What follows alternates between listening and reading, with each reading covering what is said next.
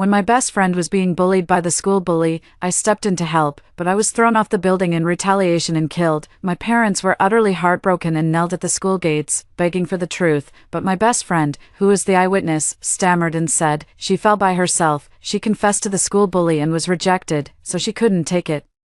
It turned out my best friend had a crush on the school bully and was determined to cover up the truth for the person who tormented her. The internet was flooded with hate, calling me a pathetic simp who deserved to die. Even my parents got dragged into the online harassment and were killed by a hit-and-run driver on their way home. When I opened my eyes again, I was back on the day my best friend was dragged into the stairwell and beaten by the school bully, meeting her pleading gaze. I gave a faint smile. Must be nice, getting hit by someone you like, wishing you a lifetime of happiness together. 1H help, save me. I heard a faint cry for help. Looking around, I saw Lillian on the ground, beaten to within an inch of her life. Her school uniform was in tatters, and her face was covered in nothing but bloodstains and the marks of slaps. At that moment, a group of boys and girls surrounded Lillian, kicking and punching her, when the bully, Kylon, followed Lillian's gaze and looked at me. My body instinctively trembled. The last face I saw before I died was his. He was viciously choking me, sneering as he said, "Talia, for sticking your nose where it doesn't belong, for protecting Lillian, I'll make you suffer the consequences of defying me." I clung desperately to Kylon's hand, looking to Lillian for help, but she averted her eyes. "Talia, you defied Kylon. There's nothing I can do to save you now." I was thrown from the building. The terrifying sensation of weightlessness made me scream. The memory of my bones shattering is still vivid, sending a cold sweat down my back. I've been reborn. The moment I returned was precisely when I first saved Lillian. In my past life, I saw the injustice and rushed over, using my small frame to shield Lillian. I even called the head teacher, which scared off the ringleader, Kylon, and his crew. However, as Kylon left, he shot me a furious, venomous glare. That's how Lillian and I became the closest of friends, but I didn't know back then that my act of heroism would become my death warrant. Lillian's voice sounded again. "Talia, save me, please." Seeing Lillian in such despair reminded me of how I had pleaded with her in the same way in my past life, when I faced retaliation, but she was afraid of crossing Kylon again, so she chose to look the other way. After I died, my parents knelt at the school gates, holding up a banner, pleading for the truth and for justice on my behalf. Yet Lillian, my supposed best friend, told the police and the school that I had a crush on Kylon and jumped to my death after he rejected me. My parents were sobbing uncontrollably. They seemed to have aged 10 years overnight. Later, a storm erupted online, with a crowd calling me a pathetic simp and saying I deserved to die. More radical individuals even extended the cyberbullying to my parents, accusing them of failing to raise their child properly and saying they didn't deserve to live either. Every day, someone would throw rotten eggs at our front door. Even so, my parents refused to believe I could be that foolish and kept trying to uncover the truth.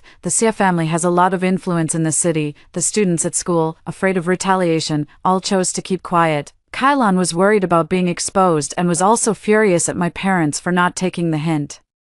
Lillian actually said to him with a fawning look on her face, "What could my brother possibly have done wrong? Talia deserved to die. Her parents should have joined her." Incited by others, Kylon, in a fit of madness, hired a hitman to have my parents run over and killed, disguising it as a tragic accident. And Lillian, by climbing over my dead body, she earned Kylon's favor, nestling in his arms. She coquettishly pouted with a bashful look, "I love you so much, big brother, you can't hit me anymore."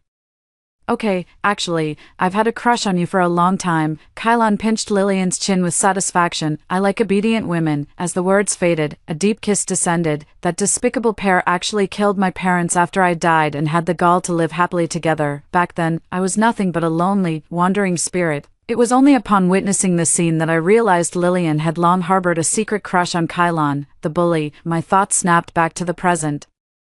Out of the corner of my eye, I could see Lillian still pleading for my help, and I couldn't help but grit my teeth. If I hadn't saved Lillian in my past life, she would have likely ended up in the same miserable fate as me. And to think, after saving her, I considered her my one and only best friend. Now that I've been given a second chance, there's no way I'm making the same mistake again, looking for trouble. Kylon's voice was laced with a chill that sent shivers down one's spine. I have to admit, for all his ruthlessness, Kylon was devilishly handsome. I took a step back and shook my head, "Just passing through, don't mind me." With that, I walked away, and Lillian's scream soon reached my ears. A bit of physical pain is letting Lillian off far too easy. I want blood for blood, too. The next day in the classroom, Lillian stood beside me, her face bruised and swollen, and demanded, "Talia, you're supposed to be the class monitor, and everyone trusts you.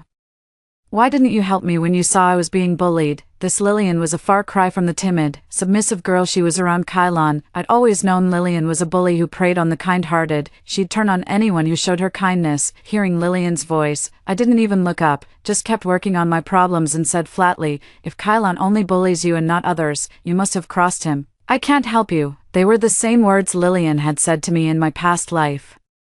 I wanted to see how she would feel hearing them thrown back at her. To my surprise, Lillian grabbed all my books and threw them on the floor, her eyes red as she shouted at me, "You hypocrite, you always play the nice guy in class, but it turns out you're just a selfish, petty little man." The loud noise made all the classmates turn their heads. Lillian, as if she'd finally found an outlet for the bullying she'd endured from Kylon, unleashed all her pent-up frustration on me. "Oh. So that's how I was supposed to treat her in my past life. It's a shame you only feel the pain when the needle pricks your own skin." I let out a cold laugh and was about to fire back at Lillian when I spotted Kylon sauntering toward the classroom, so I cleared my throat and deliberately raised my voice for everyone to hear. "Aren't you secretly crushing on Kylon? You know what they say, teasing is a sign of affection. You seem to be enjoying it just fine." The moment those words left my mouth, Lillian froze on the spot. Her expression went rigid, as if she couldn't believe I had discovered her secret. Truth be told, I actually had no idea Lillian had a thing for Kylon. She hid her feelings far too well. I only found out after she died. I'm genuinely curious about what's going on in Lillian's head. To have a crush on the very person who bullied her, that's seriously messed up. Kylon has always known he's a catch, with plenty of admirers, but the thought of the girl he despises most secretly pining for him, that would be absolutely intolerable to him. In their past life, if Lillian hadn't held so many of Kylon's secrets, he would never have agreed to be with her. Now that Kylon knows how Lillian feels, he must be utterly disgusted. What a revolting thought. 3. You, how did you know? Lillian was completely flustered and accidentally blurted out what was on her mind. She had no idea Kylon had returned to the classroom until she noticed the strange looks from all her classmates. Only then did she turn her head to see Kylon standing right behind her, his gaze fixed on her with a chilling intensity. Lillian instinctively took 2 steps back, bumping into a desk. Losing her balance, she fell straight to the floor. "Kylon, no, that's not how it is. Don't listen to Talia's nonsense." Of course, Kylon wasn't a fool. He knew exactly what was true and what wasn't. Kylon spat in Lillian's face, his brow furrowed tightly. "You think scum like you is worthy of liking me? Take a good look at yourself in the mirror." Then, right in front of all their classmates, Kylon began to beat and kick Lillian. I wasn't the least bit surprised by this outcome. In fact, I'd like to ask Lillian, how does it feel to be beaten by the person you love most? It wasn't until the class bell rang that Kylon finally stopped. Lillian lay on the ground, barely conscious, with no one daring to step forward to help. Now I finally understand why, in my past life, so many people witnessed Kylon openly bullying Lillian yet offered no help. Everyone knew her true nature, and they all feared the power of the Xia family. I was the only naive one, foolishly believing that good would always triumph over evil. It was my innocence, my lack of real-world experience. I simply didn't understand the power of capital. Now, I watch with a cold eye. The path of vengeance has only just begun. When the homeroom teacher entered, Lillian was still lying on the floor. Seeing this, the teacher acted as if she noticed nothing and simply told everyone to take out their books. I was the first to raise my hand and said, "Teacher, I'd like to change seats." The homeroom teacher paused and looked at me with suspicion. That's right, Lillian and I had always been desk mates. Back then, I felt sorry for her because no one dared to sit with her. As the class monitor, with a foolish sense of kindness, I was the first to pull her to sit next to me when she was left alone after the seating arrangement. In the days that followed, I would patiently explain problems to Lillian. Although our relationship wasn't as close as it was in the previous life when I saved her, I pitied her. I've always been someone who keeps relationships at a distance, maintaining only a nodding acquaintance with most people. Lillian was bullied because not only was her family background poor, but she also always dressed in rags. While there were many students from impoverished families, Lillian always had this lifeless, miserable air about her that made others want to stay away. As for Kylon bullying Lillian, it was simply because she kept deliberately inserting herself into his space. Kylon was a young master born with a silver spoon in his mouth. So naturally, he looked down on people like her. Honestly, that one reason alone shouldn't have been enough for Kylon to bully Lillian. Once, when Kylon was playing basketball, Lillian brought him a cola. Shockingly, she had put her used menstrual pad inside it. Lillian had heard from someone, she wasn't sure who, that if the person you loved drank your period blood, they would become utterly devoted to you. Unfortunately, someone witnessed Lillian's act. Seeing Kylon take a sip, that person rushed out to reveal the truth. That day, Kylon was violently sick. vomiting until the world went dark. From then on, Kylon bullied Lillian relentlessly and without mercy. I had no idea what was happening at the time. After all, my only job at school was to study. This is what I heard Lillian muttering to herself after I died in my previous life. She said, "The master was right. Now that Kylon has drunk my period blood, he's mine." Just thinking about that scene now makes me sick to my stomach, let alone what Kylon must have felt going through it. With someone that shameless, who else would you bully? But in my past life, I was in the dark. I just thought Kylon was throwing her weight around, and to think, I actually helped Lillian go up against Kylon. It was only after I died that I found out Lillian had been bad-mouthing me to Kylon all along. For the homeroom teacher's voice pulled me back from my memories as she asked, "Why the sudden request to change seats?" I'll be blunt. Lillian smells so bad, it's distracting. I can't focus on the lesson at all. As the class monitor and the perennial top student in my grade, I know there are two types of people teachers favor the most. The first type is someone like Kylon, with his family background. Even though his grades are poor, his family can casually donate a building to the school. That makes him the golden child. Then there's someone like me, a good student who helps boost the school's college acceptance rate. The homeroom teacher shot a veiled glance at Lillian, who in turn stared back at me with utter disbelief. The entire class erupted in uproarious laughter, buzzing with hushed whispers. It's true that Lillian had a smell. She never bathed, so after P.E., she reeked of sweat. On top of that, Kylon and his cronies would dump filthy water and worse on her. Wherever Lillian went, a foul odor followed. In my past life, to avoid hurting Lillian's feelings, I gently suggested she take a bath. Worried she might not have money on her water card, I even lent her mine. To my surprise, Lillian looked at me with teary-eyed indignation and asked, "I thought you were my only real friend, but you're just like the others, looking down on me. I must have been blind to trust you." At the time, I thought my wording must have been too harsh and wounded her pride. It took me ages to finally calm her down afterwards. Now I understand. Lillian is a bully who only picks on the weak. When others openly mocked her, she didn't dare talk back. I just happened to be the convenient target, giving her a perfect excuse to vent. I always went out of my way to protect Lillian's pride, so of course her face fell when I exposed her flaws in front of everyone today. The homeroom teacher frowned. How could she not know whether I was telling the truth? So, in the end, she agreed to my request. I picked up my desk and sat right next to Kylon, causing another wave of shock among the onlookers. Who in their right mind would dare sit next to Kylon here? Once, when a teacher assigned someone to be Kylon's deskmate, Kylon kicked both the person and their desk flying in one swift motion. Kylon was sleeping at the time. Sensing the disturbance, he lifted his head with clear annoyance. A collective gasp swept through the room. And even Lillian was waiting to see the drama unfold. When Kylon realized it was me, he slumped back down, turning his head away, but I saw it. The tips of his ears were already flushed red. It wasn't until after I died that I learned Kylon had a crush on me back then. It's just that I was always siding with Lillian against him, and on top of that, Lillian kept whispering to Kylon, smearing my name, claiming I was involved with a bunch of guys. Kylon couldn't stomach it. Which is why he came down on me so hard. Looking back, the signs of Kylon's crush were all there. For instance, before the bullying started, during cleanup duty, whenever I was carrying something heavy, Kylon would always walk up from behind and casually take it from my hands. Or another time, when I couldn't reach the top of the blackboard while cleaning it, Kylon suddenly showed up. He called me useless, but his actions spoke louder. He wiped the board clean for me. It's just that my emotional awareness has always been a bit slow, and coupled with my later relationship with Lillian, that's why I harbored such deep resentment towards Kylon, and it's the same now. Of course, I hate Kylon even more than I did in my past life. No way, seriously, you don't actually think that the lives of me and my parents are less important than his bullshit romance, do you? A debt of blood must be paid in blood. 5. Everyone was astonished to see that Kylon showed no reaction.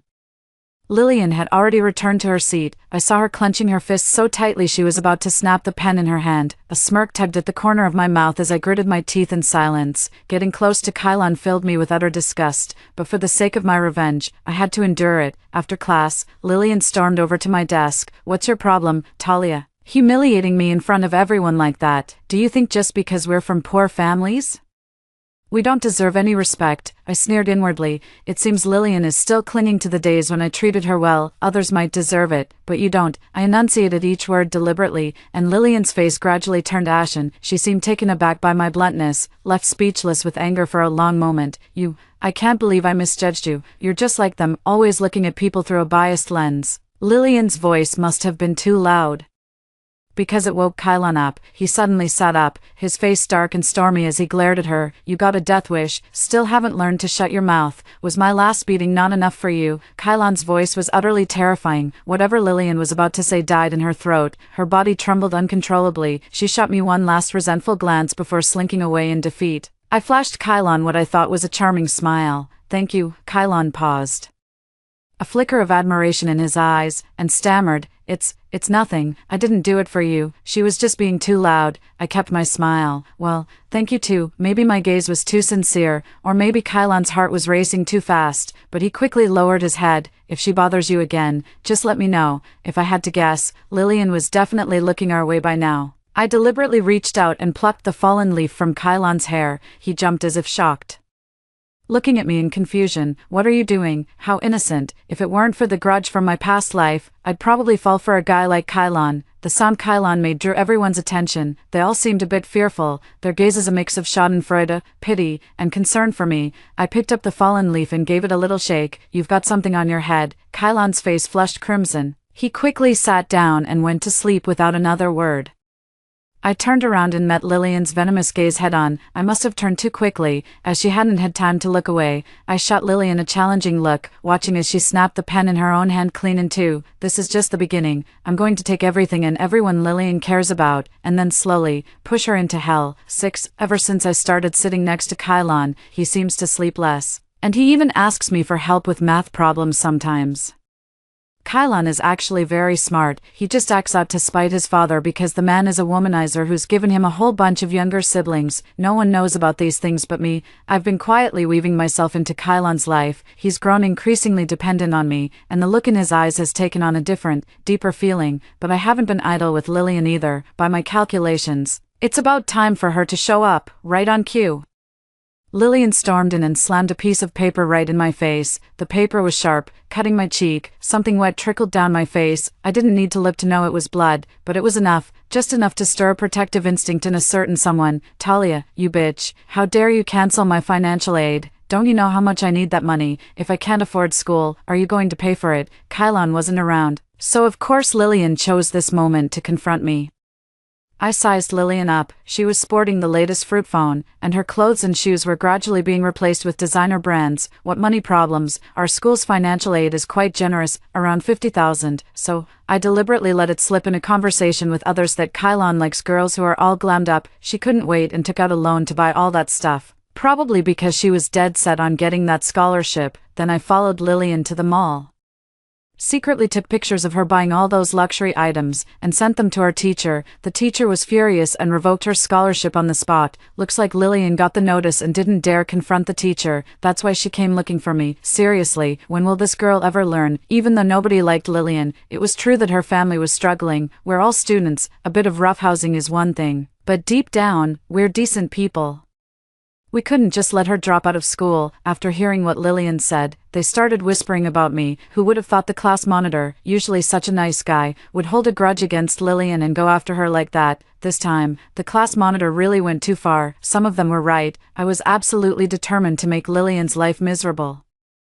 I stood up and spoke slowly. Financial aid is for students in need. The clothes you're wearing and the things you're holding are worth more than what any of us ordinary students have, aren't they? This money should go to those who truly need it. Lillian completely ignored my explanation, grabbed my hair, and flew into a rage. You bitch, you're trying to frame me. I'll kill you. My scalp was stinging from being pulled, but this wasn't the right moment for me to retaliate, so I could only put on a pitiful act and explain. You're the one who insisted on buying luxury goods. Where are we, as students, supposed to get that kind of money? If you don't need it, what's wrong with giving it to someone else? With a loud bang, Kylon burst into the classroom from outside. A flying kick sent Lillian sprawling 5 meters away. Staring at Kylon in disbelief, Lillian burst into loud, wailing sobs. Kylon, I just wanted you to like me. What did I do wrong?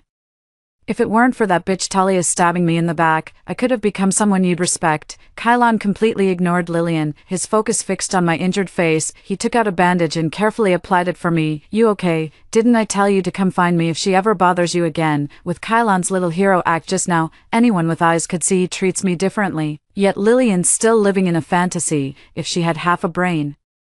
She'd realized the kind of girl Kylon likes is definitely not a shallow vase who just piles on luxury brands. Besides, Lillian herself was dark-skinned and scrawny, hardly what you'd call good-looking. What on earth made Lillian think that just by wearing designer clothes, Kylon would look at her with newfound respect? Well, now the tables have turned. All of Lillian's clothes are worn to shreds. It looks like she won't be able to pay back her loan, and there's no returning them now.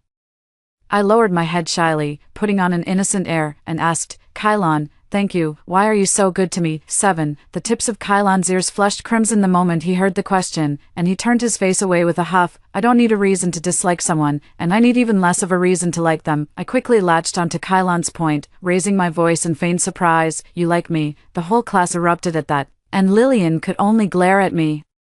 Not daring to say a word, Kylon didn't respond, just buried his head in his arms on the desk, pulling his jacket over it. A cold, imperceptible smirk flickered in the depths of my eyes. Perfect, the fish has taken the bait. Soon, word that Kylon liked me spread like wildfire, and the whole school knew. Now, whenever I go out, people jokingly call me sister-in-law. Hearing it, I blush with a mix of embarrassment and shyness and always run away, but deep down, I was already sickened, naturally.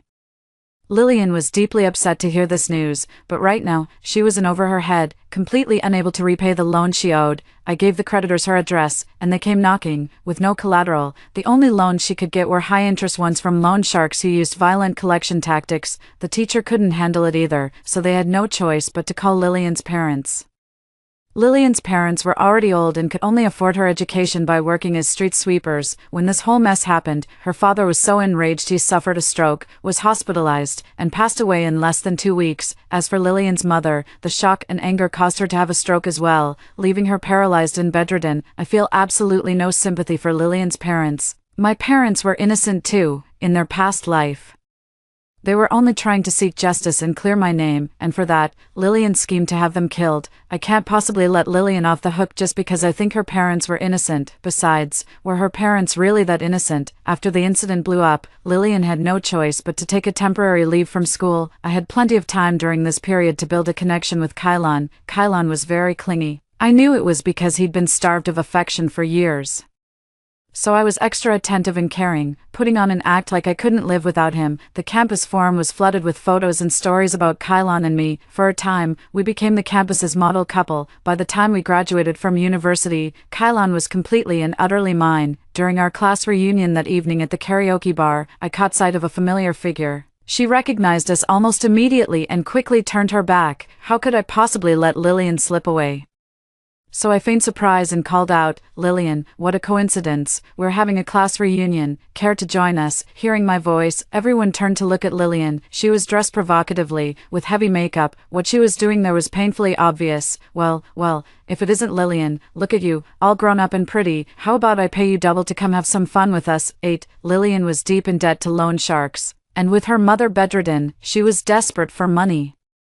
For a young girl, this was the fastest way to get it. Of course, I chose this place for the party on purpose. How else was I going to get a front row seat to the show? Lillian hid her face behind her hair, repeating over and over, you've got the wrong person. At that moment, the madam began to berate Lillian furiously. Lillian, get in that room now. What are you waiting for? A handout, you cheap, money-grubbing little thing. Don't you dare play the innocent with me now.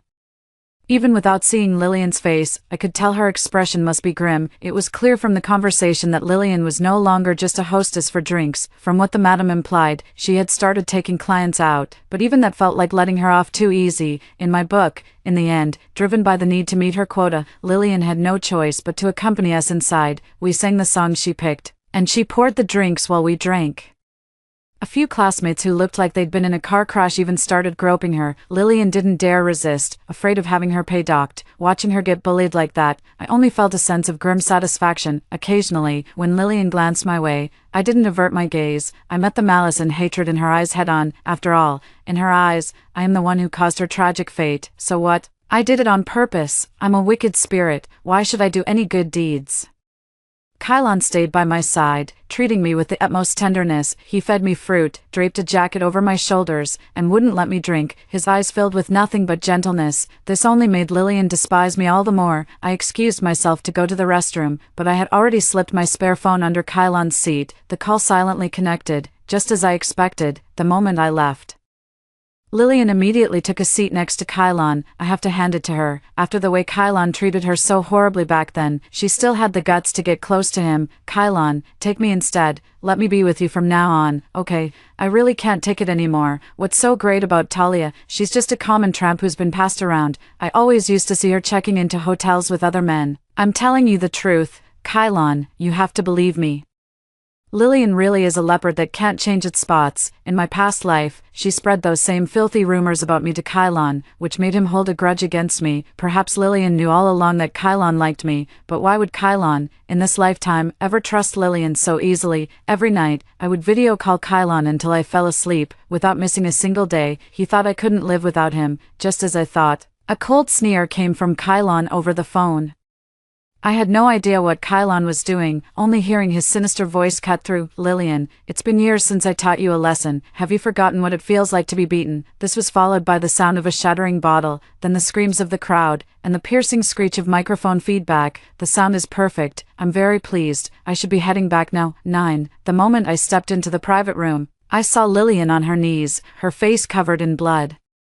Clutching desperately at the hem of Kylon's trousers. I'm sorry, Kylon, I was wrong. I shouldn't have slandered Talia. Seeing me enter, Lillian crawled to my feet and began kowtowing frantically. I'm sorry, Talia. It was my fault. I was despicable. I'll never dare to do it again. Please, I beg you, ask Kylon to spare me. I looked down at Lillian from my height. She was reaping what she had sown. But this wasn't enough. She hasn't even begun to taste the bitter fruit of my past life. I turned my gaze to Kylon. This trash is such an eyesore. Sharing the same air with her makes me sick. Lillian's face instantly drained of color. She stared at me in disbelief, her nails digging into her own flesh. Kylon is completely under my thumb now, practically at my beck and call. If Lillian could manipulate him in the past life, then it's only natural I can do the same in this one. Hearing this, Kylon immediately grabbed Lillian by the hair and started dragging her out. Lillian began screaming hysterically, but it was no use. Around here, everyone knows Kylon. His reputation as a ruthless troublemaker precedes him. Suddenly, Lillian's expression changed. Her cries abruptly ceased for a moment, and then the look in her eyes as she stared at me became different. Talia, aren't you supposed to be dead? Impossible, impossible. I'm Mrs. Sienna, who dares to touch me? I smiled. Well. Lillian has also come back. Just a little too late. No. Or rather, it's perfect. Now this is my true, sworn enemy. Kylon, I'm your wife. Let me go. Don't you hate that bitch Talia? Hurry up and release me. Let's kill Talia. She doesn't truly love you. She's just using you. It seems Lillian quickly sorted out her memories from both her past and present life. She's clever, I'll give her that. But would Kylon ever trust someone who's nothing but a liar, just as expected? Kylon acted as if he hadn't heard a thing, dragging Lillian up to the rooftop. The other students didn't dare follow. When Kylon loses it, he's truly terrifying. If he got upset, they'd all be dragged into it. I followed behind Lillian with a smile, listening to her stream of curses directed at me. Soon, Kylon threw Lillian onto the rooftop. I walked over slowly, placed my foot on her neck, and said with a laugh, "It's fine. If the police come, I'll tell them you confessed to Kylon, got rejected, and in your despair, you jumped." Lillian grew even more terrified, her lips trembling. You came back too, just as I thought. The corner of my mouth lifted as I spoke in a voice meant only for the two of us. A little earlier than you. A shame you were a step behind. How does it feel, watching the one you love choose me, and enduring every bit of the suffering I once endured? Lillian roared. Talia, you bitch, I'm going to kill you. As she said this, Lillian charged at me. But Kylon kicked her down the stairs, in the moment before she fell. Her face turned deathly pale, and she screamed, Talia, I was wrong. I'm begging you. Please save me. I leaned over the railing upstairs and gave a contemptuous smile. You brought this on yourself by crossing Kylon. With a sickening crash, Lillian plummeted from the 28th floor and was instantly reduced to a pulp. Kylon stared at me, dumbstruck. After all, I looked completely unhinged at that moment. Talia, what did Lillian mean by all that? 10. Before I could even compose myself, Kylon's expression began to shift strangely. His demeanor was uncannily similar to Lillian's just moments before. It was the exact same look he had when he killed me in my past life. I couldn't help but shudder. Did I do something to wrong you in the past? I've always felt that all the love you showed me was a lie, yet I cherished every moment of it. I even thought, if only you could keep deceiving me forever, killing Lillian. That was your ultimate goal, wasn't it? Kylon's tone suddenly softened. the corners of his eyes reddening as if burdened by some deep regret. A cold laugh echoed in my heart. No, my ultimate goal isn't Lillian, but the entire Sia family. I smiled gently and ruffled Kylon's hair, just like I used to. Silly, how could I? Lillian got what she deserved. I've always loved you. Kylon seemed to be appeased, his usual gentleness returning as he pulled me into a tight embrace. I'm so afraid you don't love me. Talia, please don't leave me. Okay, fighting back my disgust. I patted Kylon's back gently and whispered, okay. In the days that followed, I started working and became increasingly busy. Kylon could never seem to reach me, growing anxious and irritable. I had almost forgotten that his true nature, from the very beginning, was that of a cold-blooded killer. I managed to get in touch with Kylon's brother, Sean. He's the son from the wife Kylon's father married back in the countryside before he made his fortune, after Mr. Sia struck it rich. He met Kylon's mother, and the two of them conspired to have Sean's mother killed. Sean despises his father, and he hates Kylon even more. If my soul hadn't wandered the world for so long in my past life, I would never have uncovered all these secrets. I gave Sean the video of Kylon personally killing Lillian. I knew he had more ways to deal with the Sia family than I did, and I was happy to leave it to him. When I saw the news about the Sia family's tax evasion, their many shady dealings, and Kylon being imprisoned for murder, I finally breathed a sigh of relief. Sean truly has his methods. He either doesn't make a move, or he makes sure the Sia family is utterly destroyed. After getting Kylon's call, I went to the prison. In just a short week, Kylon had become gaunt beyond recognition, his head shaved, which gave him a somewhat pitiful look. Talia, you're the one behind all this, aren't you? Kylon stared at me intently through the glass. A faint smile touched my lips. There was no point in keeping up the pretense now, not with Kylon sentenced to death. I'm not that capable. You should thank your half-brother for that. I merely gave things a helpful nudge. Kylon lowered his gaze.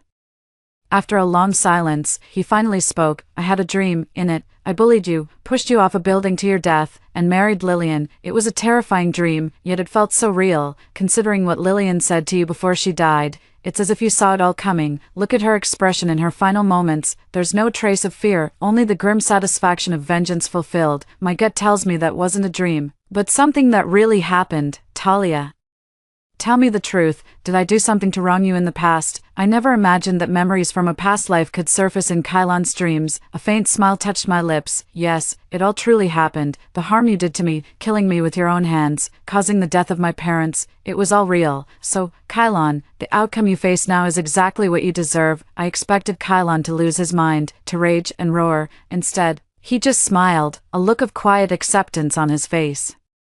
It's a relief that in this life, at least, you are still alive and well. That is truly a good thing. My heart skipped a beat, and I offered no reply. Talia, you never loved me, did you? Kylon asked in a low voice. After a moment of silence, I looked up. That's right, every time I'm near you, it makes me sick. Someone like you doesn't deserve anyone's love. You and Lillian are the same. You both deserve to rot. Kylon laughed, as if he had expected this all along. Yeah, someone like me.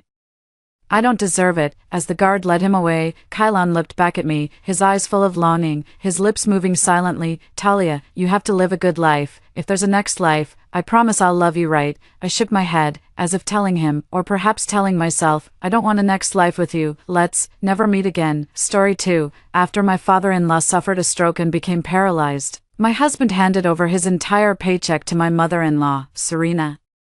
Mom is taking care of Dad all by herself. The financial strain is just too much. As a daughter-in-law yourself, I'm sure you can understand what Mom is going through. Of course I understand. How could I not? I handed my salary card over to my mother-in-law without a second thought. Mom, here's mine too. We're family. We should share both the good times and the hard times. All about going the extra mile in filial piety. Need to pay for the kids' classes? Ask Grandma. Husband wants new clothes.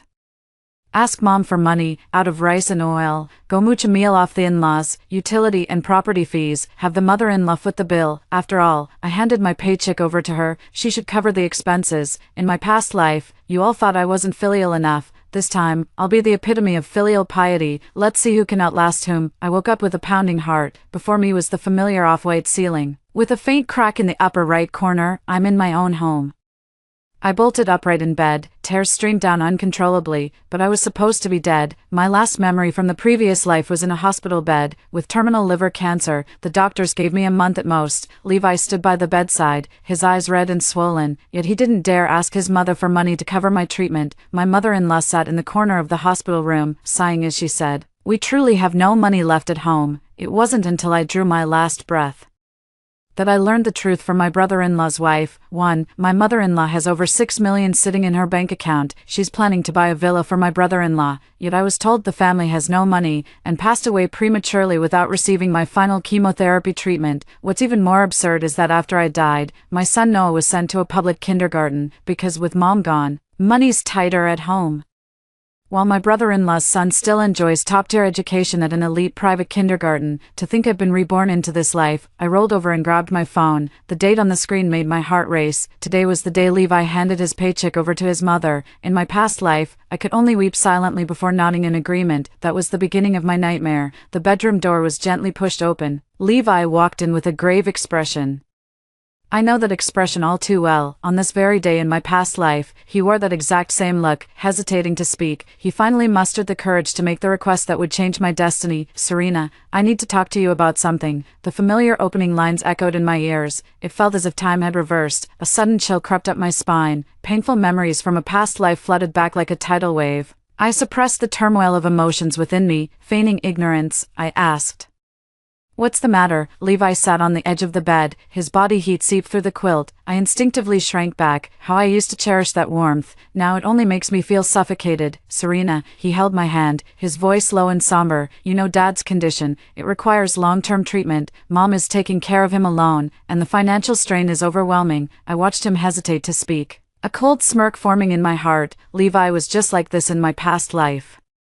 Using filial piety as an excuse, he slowly drained me of everything I had. "Do you want to give your paycheck to your mom?" I asked calmly. Not a trace of emotion could be heard in my voice. Levi looked at me in surprise. A flicker of unease passed through his eyes. I forced a smile. "Just a guess. Taking care of your uncle must be exhausting, and it can't be easy for your mother-in-law to handle it all alone." I watched the tension on Levi's face gradually give way to relief. A wave of irony washed over me. In my past life, it was precisely this kind of empathy that led to my downfall. It ended in tragedy for me. "I agree," I said softly. Levi breathed a sigh of relief, eyes glistening with gratitude. "You're so kind. I knew you'd understand. And that's not all." I took my salary card out of the bedside drawer, handed it to him and said, "Let's have Mom manage my salary card too." Levi was clearly taken aback by my action. His eyes widened, his mouth slightly agape. Is that really necessary? We still have a mortgage to pay." I caught a flicker of hesitation in his eyes. My inner smirk grew even more pronounced. In our past life, the moment Levi took my salary card from me, his eyes held that same hesitation. But it wasn't out of concern for me. It was worry over who would cover the household expenses. "Honey," I said with a sincerity that surprised even myself, "Dad's health is what matters most. Let Mom handle the finances. It'll give us peace of mind. I'll figure out a way to cover the household expenses." Levi was so moved that his eyes welled up with tears. "Serena, thank you." In my past life, after I handed over my paycheck to my mother-in-law, the entire burden of the household has fallen on my shoulders. Mortgage, car payments, daily expenses, even the children's education costs are solely my responsibility, yet most of Levi's paycheck ends up in his younger brother's pocket. If you're going to be filial, go all the way with it. Let everyone see. This is what true ultimate filial piety looks like. After Levi left for work, I picked up my phone and called the moving company. "Hello, I need a few workers.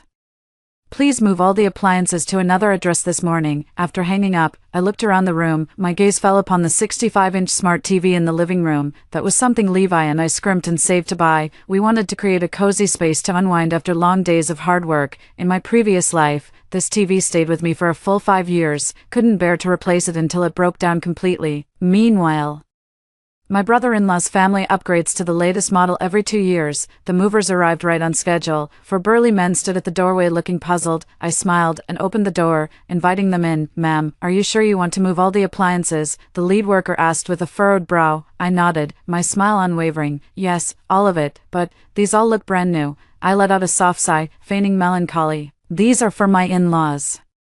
My father-in-law had a stroke and is paralyzed, and my mother-in-law is struggling to care for him alone. Good appliances will make things easier for her." The workers exchanged glances. "You're such a wonderful daughter-in-law." I sneered inwardly, yet maintained a gentle smile. "It's only right. Families should always help one another." The moving process has begun. I deliberately chose 10 a.m. at this hour. The housewives in the neighborhood always gather in the small garden downstairs to chat.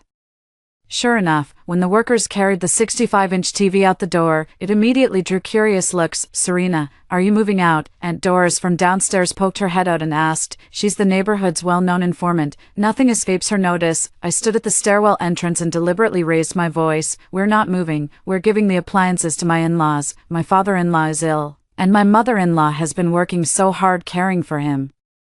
Good appliances will make their daily life a little more comfortable." "How did you know?" Aunt Doris's jaw dropped in surprise. "You're giving away such a nice TV too." I nodded, a gentle smile on my face. My father-in-law loves watching TV, but now that he's bedridden from illness, a bigger screen would really help him see better. About 7 or 8 neighbors had gathered around, all looking at me with admiration. "Look at that. Such a wonderful daughter-in-law. Levi's family is truly blessed. You don't see many young people like that these days, so thoughtful and considerate." I'll continue with my performance. Not just the TV, but the refrigerator, washing machine, air conditioner, microwave. We sent them all over. My husband's and my salary cards are also handed over to my mother-in-law for unified management. "What? You even gave your salary cards to your mother-in-law?" Everyone was even more astonished. I lowered my head with feigned shyness. "It's only right. Father-in-law's medical bills are quite expensive, and as his children, we ought to do our part." The neighbors all gave me a thumbs up, praising me as the model daughter-in-law. Seeing their admiring expressions only deepened the cold smirk in my heart. In my past life, I was once praised like this too, when I silently shouldered the family burdens and tirelessly cared for my gravely ill father-in-law. All the neighbors called me virtuous and sensible, but in the end, when I fell seriously ill and was bedridden, my mother-in-law wouldn't even cover the 50,000 yuan surgery fee, claiming family finances were tight. Less than a month after I died, my brother-in-law drove his brand-new luxury car and took the whole family on a trip to Europe. The workers gradually moved all the household appliances onto the truck. I made sure to give each worker an extra tip. "You've all worked hard. When you get to the destination, please make some noise so the neighbors know this is my gift to my in-laws." The workers agreed with a smile. They probably thought I was trying to help my in-laws save face in front of the neighbors. I followed the truck to the neighborhood where my in-laws live. It's an old neighborhood, but the location is great, right in the city center. My in-laws live on the 3rd floor of a 6-story building with no elevator, which is one of the reasons why daily life became challenging for my father-in-law after his stroke. As the workers started carrying the appliances upstairs, the neighbors from my in-laws' residential complex gathered around. Drawn by the commotion, I stood downstairs, smiling as I explained to everyone that these appliances were gifts for my parents-in-law. "Oh my, your daughter-in-law is so devoted and thoughtful, Mrs. Mabel. Your son has found himself a wonderful wife. You don't see many young people like this anymore, so thoughtful and well-mannered." As the chorus of praise swelled, I saw my mother-in-law appear at the 3rd-floor window, her face full of astonishment. "Serena, what's going on here?" She pointed at the appliances being carried in one by the workers, her voice tinged with confusion. I flashed my brightest smile. "Mom, these appliances are for you and Dad. You've already had your hands full taking care of him. Good appliances can make life a little easier." My mother-in-law's brow furrowed even more deeply. This is too extravagant, isn't it? You're still young. You should be using these things yourselves." "Not extravagant at all." I waved my hand dismissively, deliberately raising my voice so the neighbors in the hallway could hear. "We've already given you our salary cards. Of course the appliances are yours, too. Besides, Levi and I are young, we can manage with less. You and Dad are older, you deserve to have the best." The neighbors all praised my filial devotion, and under everyone's watchful eyes, my mother-in-law had no choice but to reluctantly accept the gesture, but I could see the hesitation and unease in her eyes. In her past life, she never felt the slightest guilt about taking advantage of us. On the contrary, she took it for granted that our money, her son and daughter-in-laws, was hers to use. After the workers brought in the last appliance, I clapped my hands. "All right, everything's in place now." I took out my phone and snapped a few pictures. "I'll share these in the family group chat so everyone can see." The family group chat instantly exploded. "Levi, brother-in-law, bro, sis, what are you guys doing? Sister-in-law, so generous, father-in-law, Serena, this is too extravagant." I replied, "It's nothing, we're family, no need for formalities, Mom, since we've already given you mine and my husband's salary cards.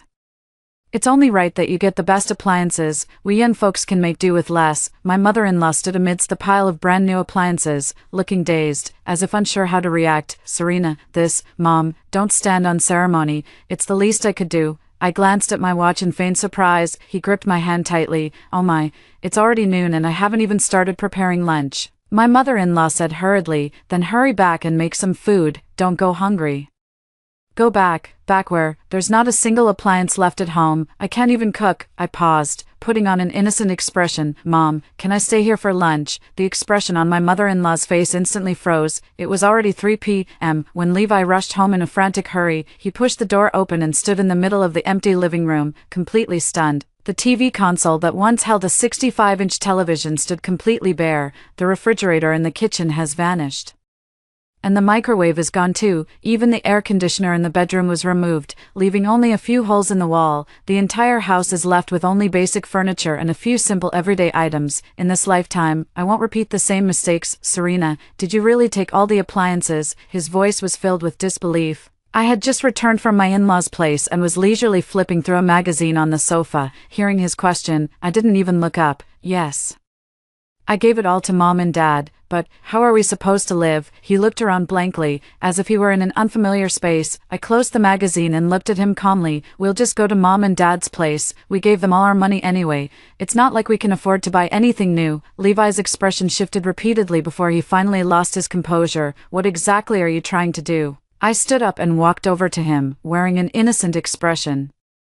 I just want to be a good daughter-in-law. Didn't you say we should be filial? I'm simply taking it a step further than you. I can sense the shock and confusion in Levi's heart. In our past life, after I silently bore all the burdens, he never once questioned his own decisions. He took it for granted that I should support his filial devotion. Serena, this isn't filial piety. This is extremism. Levi finally found the right adjective. Too extreme.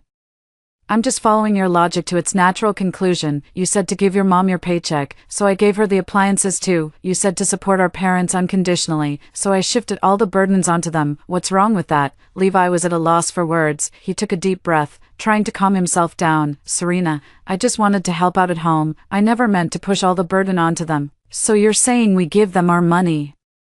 But we're still stuck with the burden. What kind of logic is that? We had no choice but to eat out tonight. When we got home, there was no TV, no air conditioning, not even hot water. Too, on sweltering summer nights, we had no choice but to keep the windows open, and during the stifling heat and mosquito bites, Levi tossed and turned in bed, unable to fall asleep. Serena, at least let me bring the air conditioner back. The weather's getting hotter by the day. No.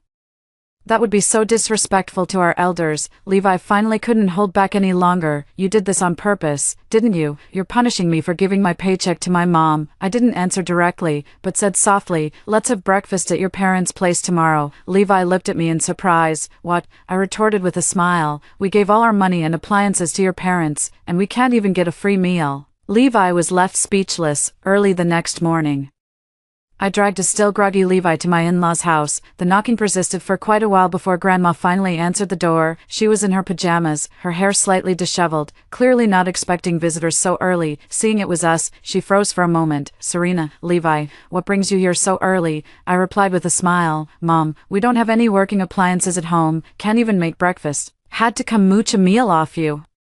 My mother-in-law's expression instantly shifted to something complicated. Well, this is a bit awkward. I haven't even started making breakfast yet. I feigned surprise. How could it be inconvenient? We've given you our salary cards and household appliances. Can't we even share a meal? My mother-in-law was left speechless by this remark. She forced an awkward smile and finally let us in. Grandpa was already up, sitting in his wheelchair and watching the big TV we gave him.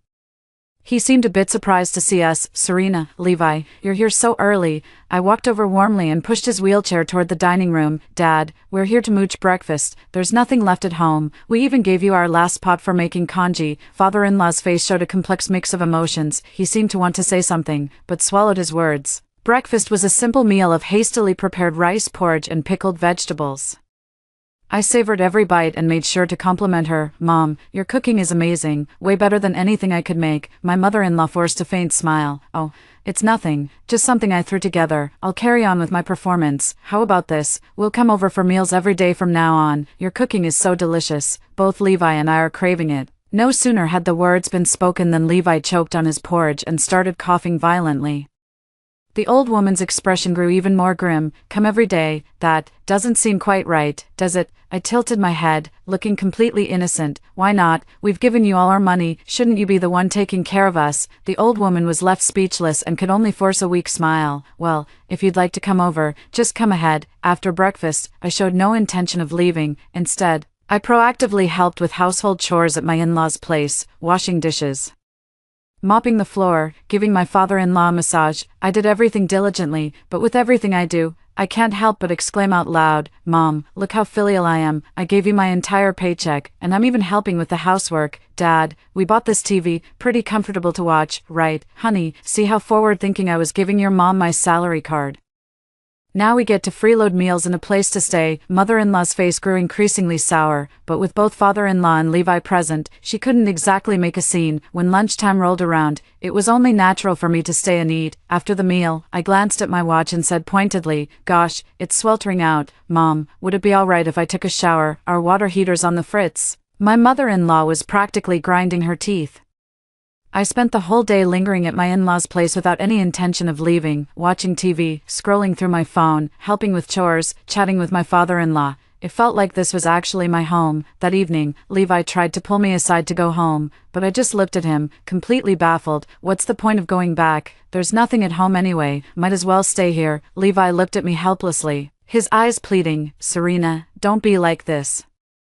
I pretended not to understand his gaze and said to my mother-in-law with a smile, "Mom, can we stay here tonight? You do have a spare room, after all." Her mother-in-law's expression shifted from awkward to reluctant, and now to clearly displeased, but under the gaze of her father-in-law and Levi, she still nodded, "Suit yourselves." And so, we settled in at my in-laws' place. For 3 days straight, we lived off my in-laws like this. We ate, showered, watched TV, and even brought our laundry over for them to wash every day. I found new ways to help my mother-in-law with the chores, but I never missed a chance to remind everyone just how filial I was. "Mom, look how diligent I am. I gave you my salary card, and I do your laundry and cook for you every day. Dad, this massager is from our place. Feels good, doesn't it? Honey, I think we should sell our house and move in with Mom and Dad. We've already given them the money anyway." "Mom, we're here to see you and Dad." Lance, my brother-in-law, was clearly taken aback to see me bustling about in the kitchen. "Sis, what are you doing here?" I stepped out of the kitchen with a smile, wiping my hands dry. "Hello, Lance. Hello, sis-in-law. We're here to visit Mom and Dad." Linda frowned. "Do you live here?" Her eyes swept across the living room and landed on that familiar 65-inch TV. "Isn't this your family's television?" I nodded with an innocent look on my face. "Yes. We gave all our appliances to our parents. The house is completely empty now, so we have to stay here." Lance and Linda exchanged a puzzled glance. Linda couldn't help but ask, "Why are we giving away all the appliances?" I feigned surprise. "It's about filial duty. We've already handed our salary cards over to Mom, so naturally the appliances are hers too." "You gave her your salary cards too?" Linda's voice shot up an octave. "Of course. Dad's sick and needs money. We should definitely do our part." Oscar ran over at that moment and grabbed my hand. "Aunt Serena, I want to watch cartoons." I chuckled and ruffled his hair. "Sure, the TV's in the living room. Go ahead and watch it yourself." Oscar cheered and dashed toward the living room. Linda, however, frowned. "Serena, did you really give all your money to Mom? What about the mortgage?" I shrugged. "No idea. We've handed over all our money. So Mom's the one handling these things now." Just then, my mother-in-law came out of the kitchen and cut our conversation short. All right, no need to stand. Everyone, have a seat. Serena, go make some tea." I obediently agreed and turned to head to the kitchen, but I could feel Linda's suspicious gaze on my back. When I returned with the tea, I found my brother-in-law's family already seated on the sofa, with Oscar engrossed in watching cartoons.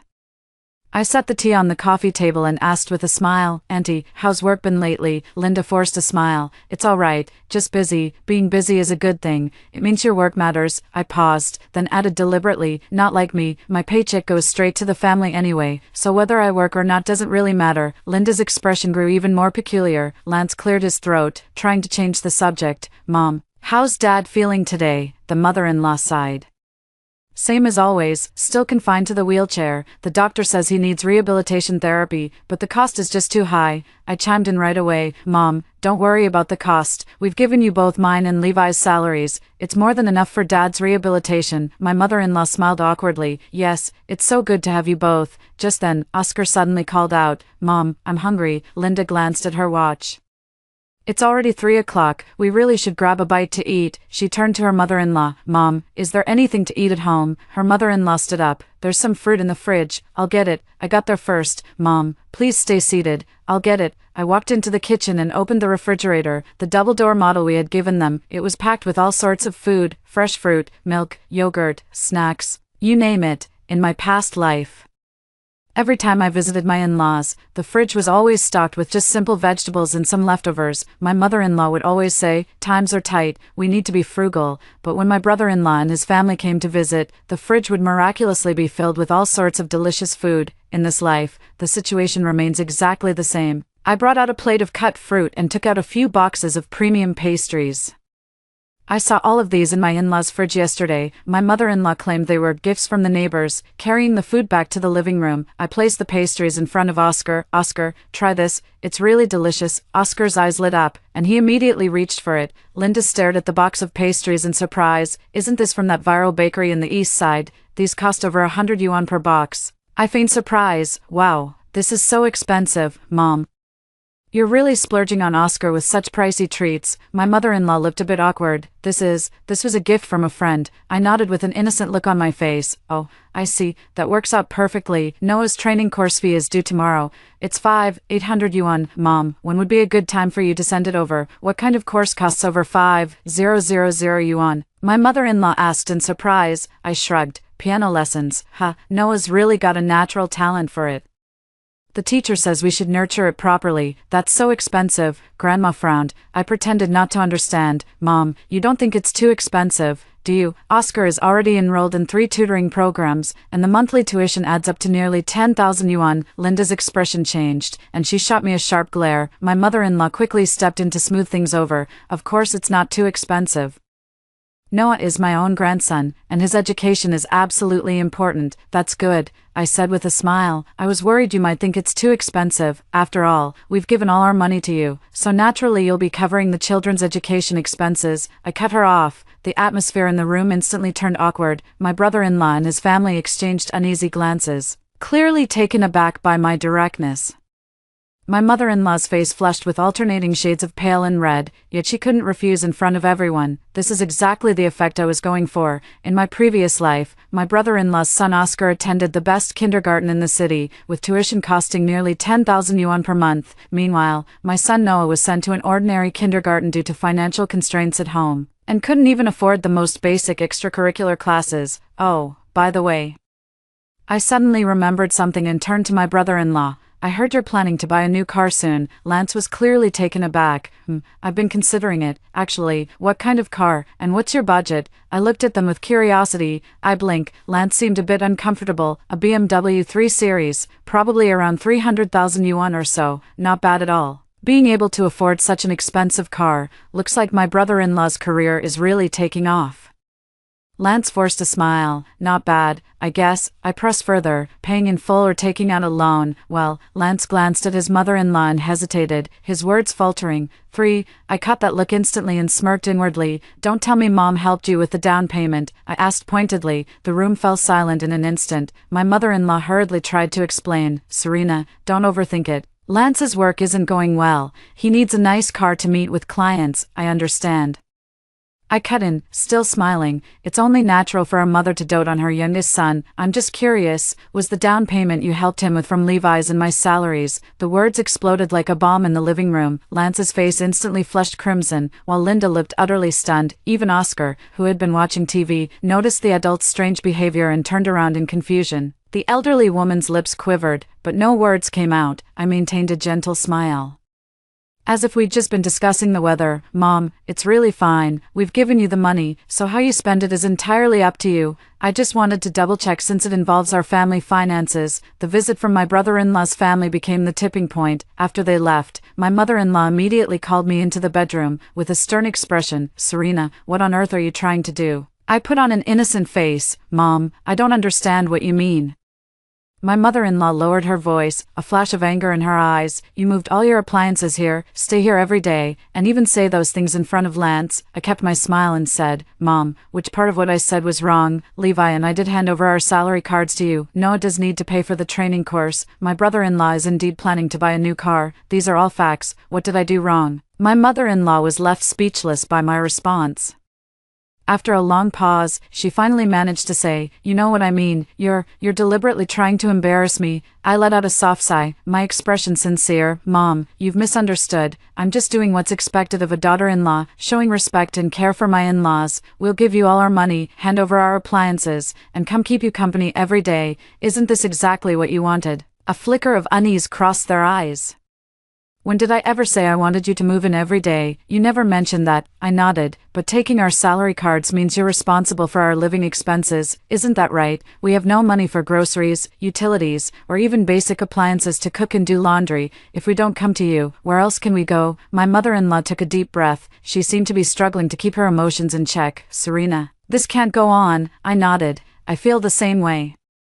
The room was so quiet you could hear each other breathing. Well, I suppose I should return your payroll card to you. My mother-in-law finally managed to utter those words with great difficulty. I feigned surprise and said, Mom, are you saying we're not being filial enough? No, my mother-in-law hurriedly explained. You're still young and have your own lives to live. You shouldn't hand over all your money for me to manage. So what you're saying is... I tilted my head, deep in thought.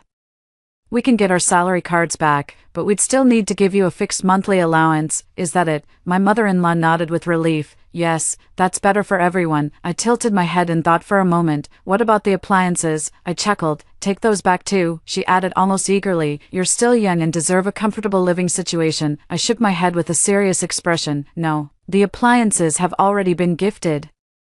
It wouldn't be right to ask for them back. That would be disrespectful to our elders. There was a brief pause. I looked my mother-in-law straight in the eye. Besides, we bought all these appliances with our hard-earned money. Since you're planning to give our money to your younger brother for his car, consider these appliances our gift to you both. Her face instantly turned deathly pale. Then it flushed crimson. Finally, she forced a weak smile and said, Serena, You've heard about Lance. Mom, I'm not an idiot. My brother-in-law has never held a steady job, and last month he even asked Levi for money. I cut him off, and now he can afford a BMW this month. Who else but you would give him that much money? My mother-in-law's jaw dropped, at a loss for words. After a long pause, she sighed. Lance is my youngest son, and my heart aches for him. I understand. I nodded, my tone unusually gentle. Every mother has the right to have a favorite, just... My voice suddenly turned resolute. The money you favor for your youngest son shouldn't be what Levi and I worked so hard to earn. My mother-in-law remained silent for a long time. The air in the room seemed to freeze. Finally, she whispered, I'll return the salary card to you tomorrow, but could you move back to your own place? I pretended to ponder for a moment. That could be arranged, but you'll have to agree to a few conditions. What conditions? My mother-in-law's voice trembled with tension. I shook my head. First, Noah's education fund must match Oscar's from now on. Second, when the family faces difficulties, you must be fair. You can't just help your younger son and ignore us. I looked my mother-in-law straight in the eye and said, word by word, you must personally admit to Levi that you used our money to buy a car for your younger son. My mother-in-law's face instantly darkened. The third condition is unacceptable. Levi is such a devoted son. If he finds out, what would he do? I retorted, get angry, accuse you of favoritism, suspect you might pull something like this again in the future. She was left speechless. I stood up, straightened my clothes and walked toward the door. Mom, please think it over. Give me your answer tomorrow. What is it? Walked out of the room. I took a deep breath in the living room. I used to swallow my pride, believing time would tell, but in the end, time only proved one thing. My mother-in-law's favoritism would never change. My forbearance only invites further exploitation. The moment Levi stepped through the door after work, he could feel the tension in the air. At the dinner table, his mother-in-law remained tight-lipped. His father-in-law just kept his head down and shoveled rice, lacking his usual warmth. After finishing the meal, Levi pulled me aside to the balcony. Serena, what's going on? I shrugged. Nothing much. Just had a chat with Mom about our living arrangements. What arrangements? Mom said she'll give our salary cards back and let us move into our own place. Levi visibly breathed a sigh of relief. That's great. I've also been feeling it's not very convenient staying at our parents' place these past few days, but there's a condition. I cut him off. Mom has to tell you what she did with our money. Levi frowned. What do you mean? The tone was calm yet full of strength. Go ask her yourself. Ask her why she suddenly wants to give the salary card back to us. Is it a guilty conscience? Or is she afraid I'll keep exposing her favoritism in front of my brother-in-law? Levi's expression grew increasingly serious. He fell silent for a moment, his fists slowly clenched, then gradually relaxed. Finally, he nodded and said, I'll get to the bottom of this. He turned and walked toward his grandmother's room. He knocked on the door. I sat on the living room sofa, quietly awaiting the impending storm. In less than 10 minutes, Levi emerged. His face was ashen, eyes brimming with fury and disappointment. Serena, let's go home. His voice was barely a whisper. Yet every word seemed forced through clenched teeth. Rosen followed him. The next day, my mother-in-law returned our salary card to us. "Just give me $6,000 a month," she said with a forced smile. "You handle the finances yourselves. Saves me the trouble of worrying about it." I took the card. I asked deliberately, "Mom, you don't think we're unfilial, do you?" My mother-in-law forced a smile and said, "Of course not. You've been very filial." Levi stood by with his head down. Couldn't bring myself to look my mother in the eye. Last night's conversation clearly hit him hard. The first thing after getting my salary card back, I checked the account statement. Over the past 2 months, we've given over 50,000 yuan to Mom, yet according to hospital records, Dad's medical expenses only came to about 16,000. Where did the rest of the money go? The bank transfer records make it crystal clear. A total of 28,000 yuan was transferred to Lance's account. Note, vehicle down payment. Handed the phone to Levi. "Look, this is your mom's so-called financial hardship." After reading it, Levi's face turned even grimmer. "I can't believe this." "Believe it," I said calmly. "This is only what we know about. Who knows how much more money has been quietly funneled to your brother." Levi fell silent. After a long pause, he finally said, "I'm going to ask Mom for an explanation." "Don't go." I stopped him. "What good would it do even if you ask? She'll just say Lance is struggling and needs help. They'll say it's the last time, and it won't happen again. They'll say blood is thicker than water, and helping the youngest son is only natural. Then you'll soften your heart, forgive her, and think I'm making a big deal out of nothing. It's an endless cycle, over and over again." Levi looked at me. His eyes were filled with shock. "Serena, you seem like a completely different person." I smiled bitterly. "Yes, I've changed. Because I've finally realized that kindness and forbearance don't earn you respect or fairness. Only by making them pay a price will they learn to value what you give." Levi fell silent for a long time. Finally, he nodded and said, "You're right. From now on, I'll be more resolute in protecting our family." Non-committal. That afternoon, I went to the bank. I opened a new account and linked my payroll card to it. Then, I went to the real estate agency.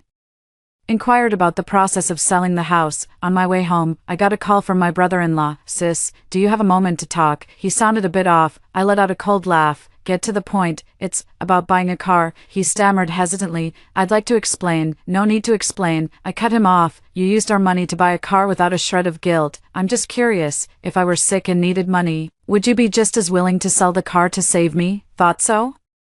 I said with a light laugh. "So, don't bother explaining. We both know the truth. Sis, what you're doing, this will harm the family's harmony." I said coldly, "Family harmony? When you took our hard-earned money to buy that luxury car, did you even think about how it would affect our family? But Mom gave that to me." "Of course, yeah, with mine and your brother's money." I cut him off without hesitation. "Lance, remember this conversation.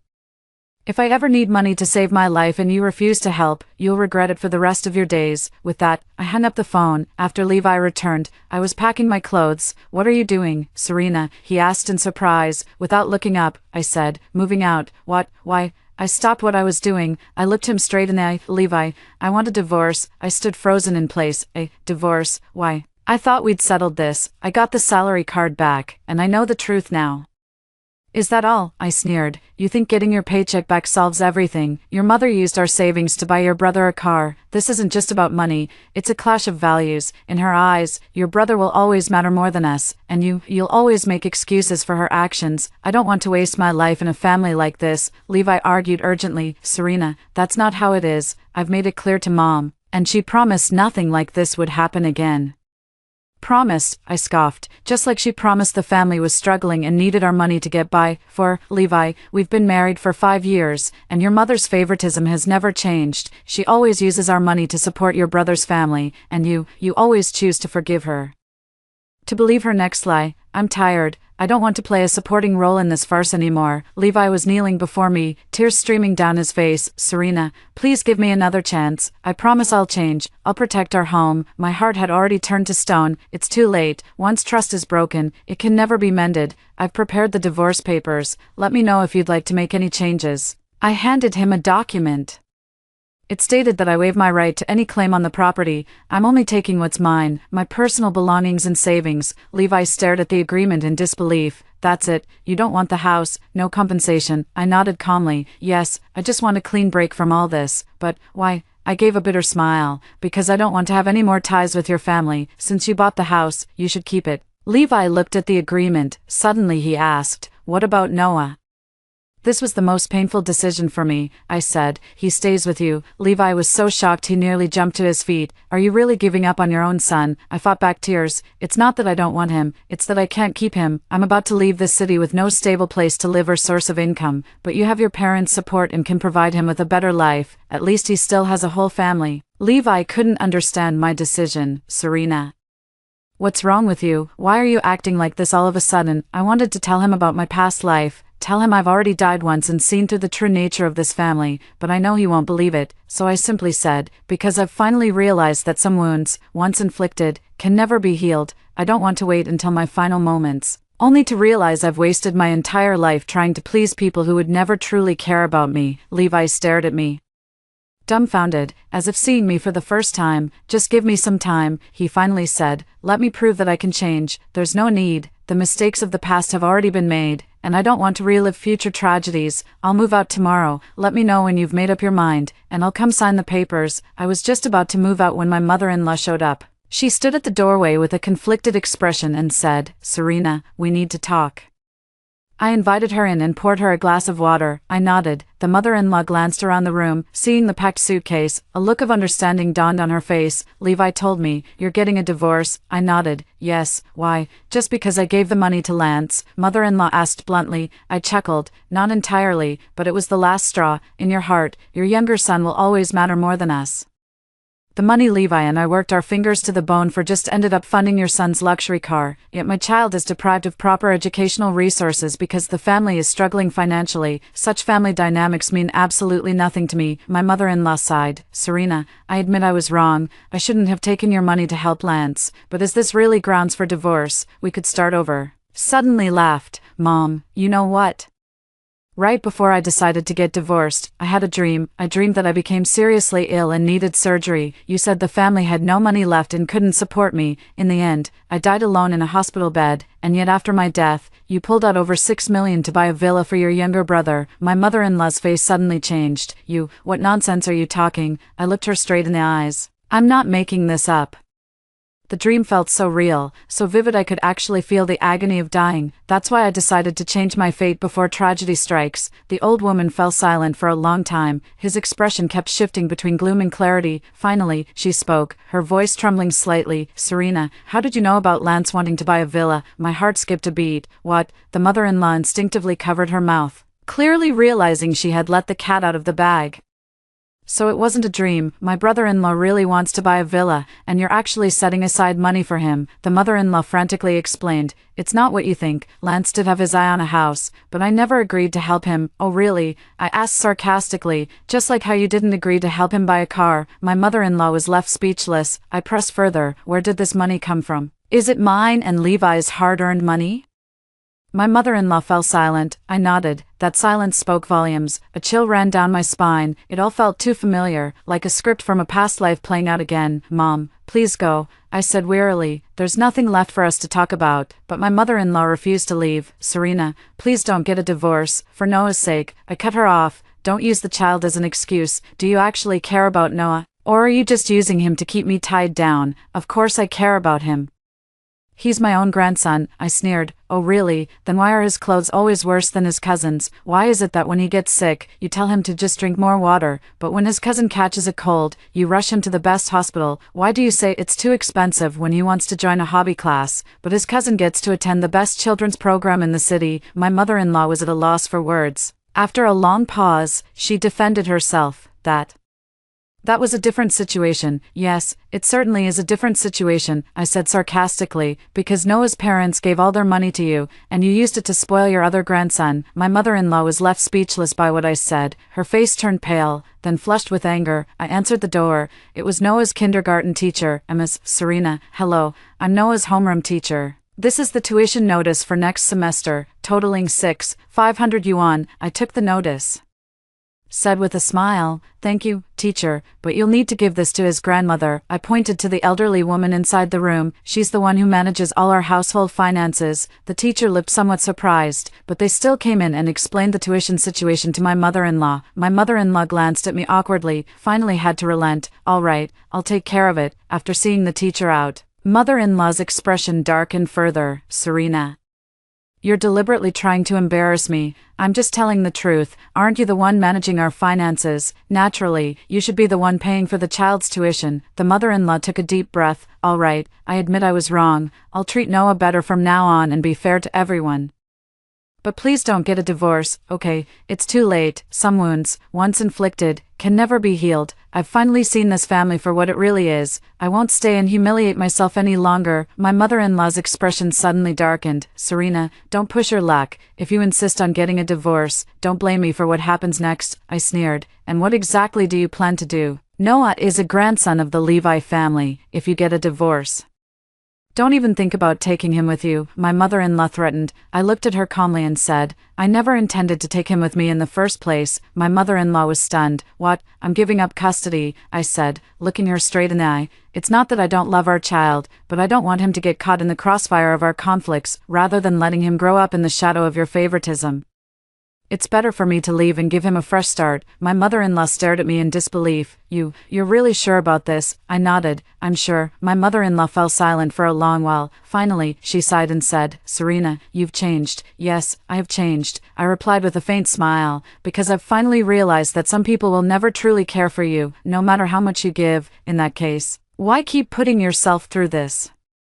My mother-in-law looked at me. A flicker of complex emotions passed through her eyes. After a long pause, she finally said, If you really go through with the divorce, don't come back. I nodded. Don't worry, I won't. I'll leave this city and go somewhere you'll never find me, start my life over again. The old woman fell silent, picked up the bag and headed for the door. At the doorway, she glanced back at me. Serena, I hope you won't regret this.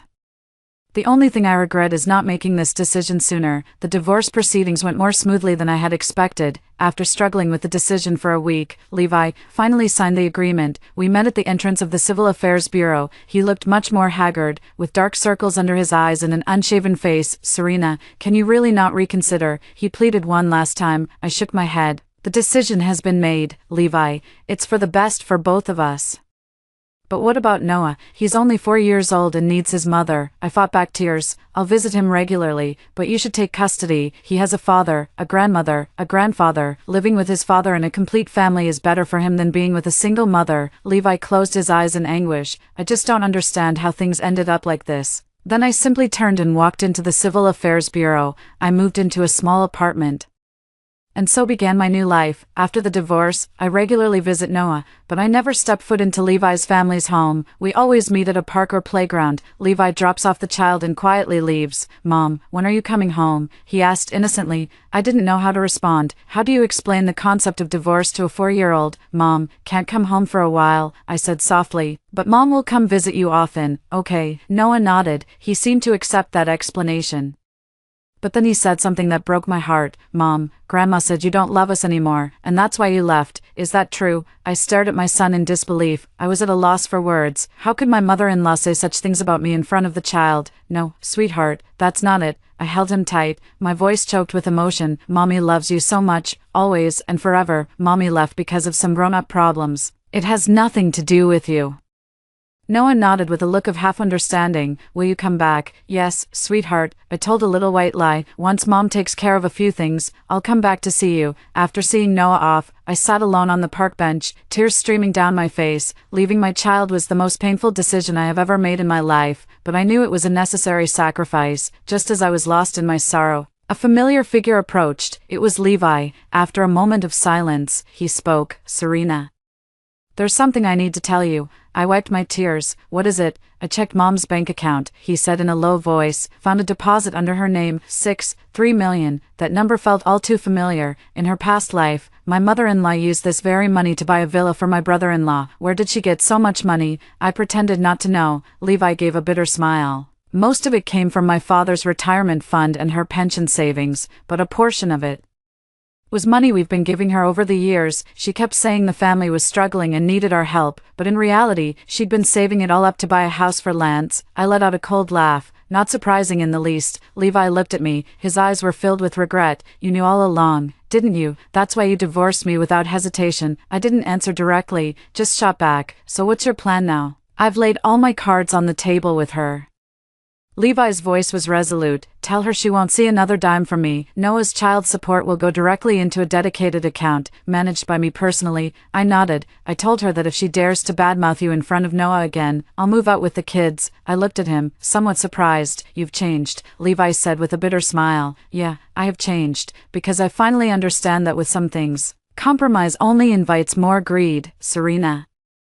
I know it might be too late to say this now, but I truly regret. I cut him off. Stop, Levi. What's done is done. We all need a fresh start. Levi fell silent for a moment. Finally, he asked, have you really given up on the idea of getting back together? For Noah's sake, it's not possible. Some wounds, once inflicted, can never be healed, but we can be friends and work together for Noah's healthy development. Levi nodded, his eyes filled with regret and sorrow. I understand.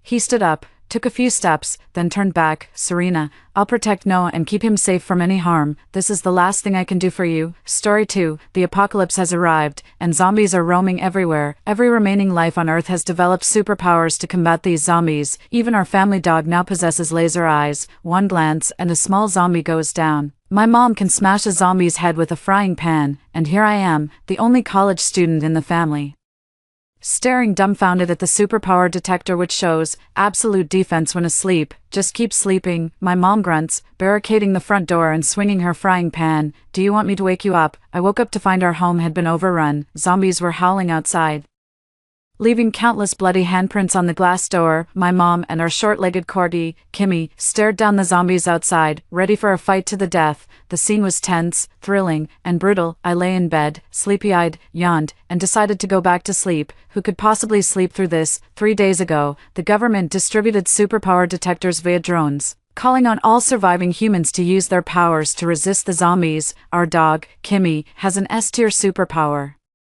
Laser eyes. My mom, with an A+ ability, is a kitchen killer, able to take on hundreds with just kitchenware. Me, with an F ability, can generate a 180 by 200 centimeters protective shield around my sleeping body. It's the exact size of my bed. The shield can actually fit a dozen people easily, but the problem is, how am I supposed to fall asleep surrounded by zombies? Kieran, don't worry. You have to trust your nature to just eat and sleep, my mom said nervously as she glanced at her kitchen tools, trying to reassure me. You're born in the year of the pig, and the fortune teller said it suits your zodiac, so just sleep. Woof, Kimmy barked, sporting a pair of cool dog sunglasses. I always thought I was the brains of the family, but now I've become useless. In the face of superpowers, humans are inferior to dogs, I figured. With enough food at home and my dog and mom to fight off the monsters, my power was redundant. But now that the zombies have broken through the front door and are gathered outside my room, my survival hinges on me. Despite being terrified, I put in my earplugs, donned my eye mask, and drifted into a deep, dark sleep. Believe it or not, I actually fell asleep. After a nap, I woke up feeling groggy. I had no idea what the situation was outside. I must have slept for quite a while, long enough for my mom and Kimmy to have dealt with the zombies, and since my mom hadn't woken me up, I guess there was no need to run. Nervously, I pulled off my eye mask and saw a decaying face inches from mine, a zombie drooling at the head of my bed. I instantly woke up and screamed, "Don't come any closer. Believe it or not, I can fall asleep right here." I huddled at the head of the bed, clutching melatonin, ready to perform a faint-on-the-spot act. "Why are you yelling so loudly?" Hearing my scream, my mom rushed over from the kitchen, still holding a plate of something burnt and unidentifiable. Mom, zombie." I was so scared I could barely speak. "Oh, that's your dad." My mom calmly glanced at the zombie. I thought about it. We were married after all. Couldn't bring myself to do it. Just leave it tied up for now. It was only then that I realized the zombie was tied to the bookshelf, unable to move. Its swollen, pale features vaguely resembled the blurry image of my father in my memory. My parents had divorced long ago, and quite despicably, my father was living with his mistress in the same apartment complex as our house. When the zombie outbreak first erupted, my mom had wanted to bring them to our place, thinking that more people meant more strength. Unexpectedly, the mistress, thinking my mom was after their supplies, dismissed her with a dehydrated apple. It looked like their place had been overrun, although I wanted to say they deserved it. He was still biologically my father. In the apocalypse, everyone was for themselves. In the end, I said nothing. "You are such a coward, even afraid of your dad turned into such a useless zombie." My mom scornfully glared at me and scolded us both. Kimmy, who heard the noise and came over, snorted disdainfully. "Nonsense. I don't have superpowers to fight zombies. Am I not allowed to be scared? Get up and have breakfast. The defenses in this area are broken. We need to move." My mom didn't give me a chance to be scared. I got out of bed, tears in my eyes. Asleep, I was a treasure; awake, a useless thing, a true tool in every sense. As night fell, I took 3 melatonin tablets and was dragged by my mom to the garage. As for my dad, we left him at home to fend for himself. In my mom's words, he had already died once and couldn't die a second time. As long as his head wasn't blown off, he would be fine. He wouldn't starve to death. It made sense in a way. Almost no zombies were encountered on the way to the garage.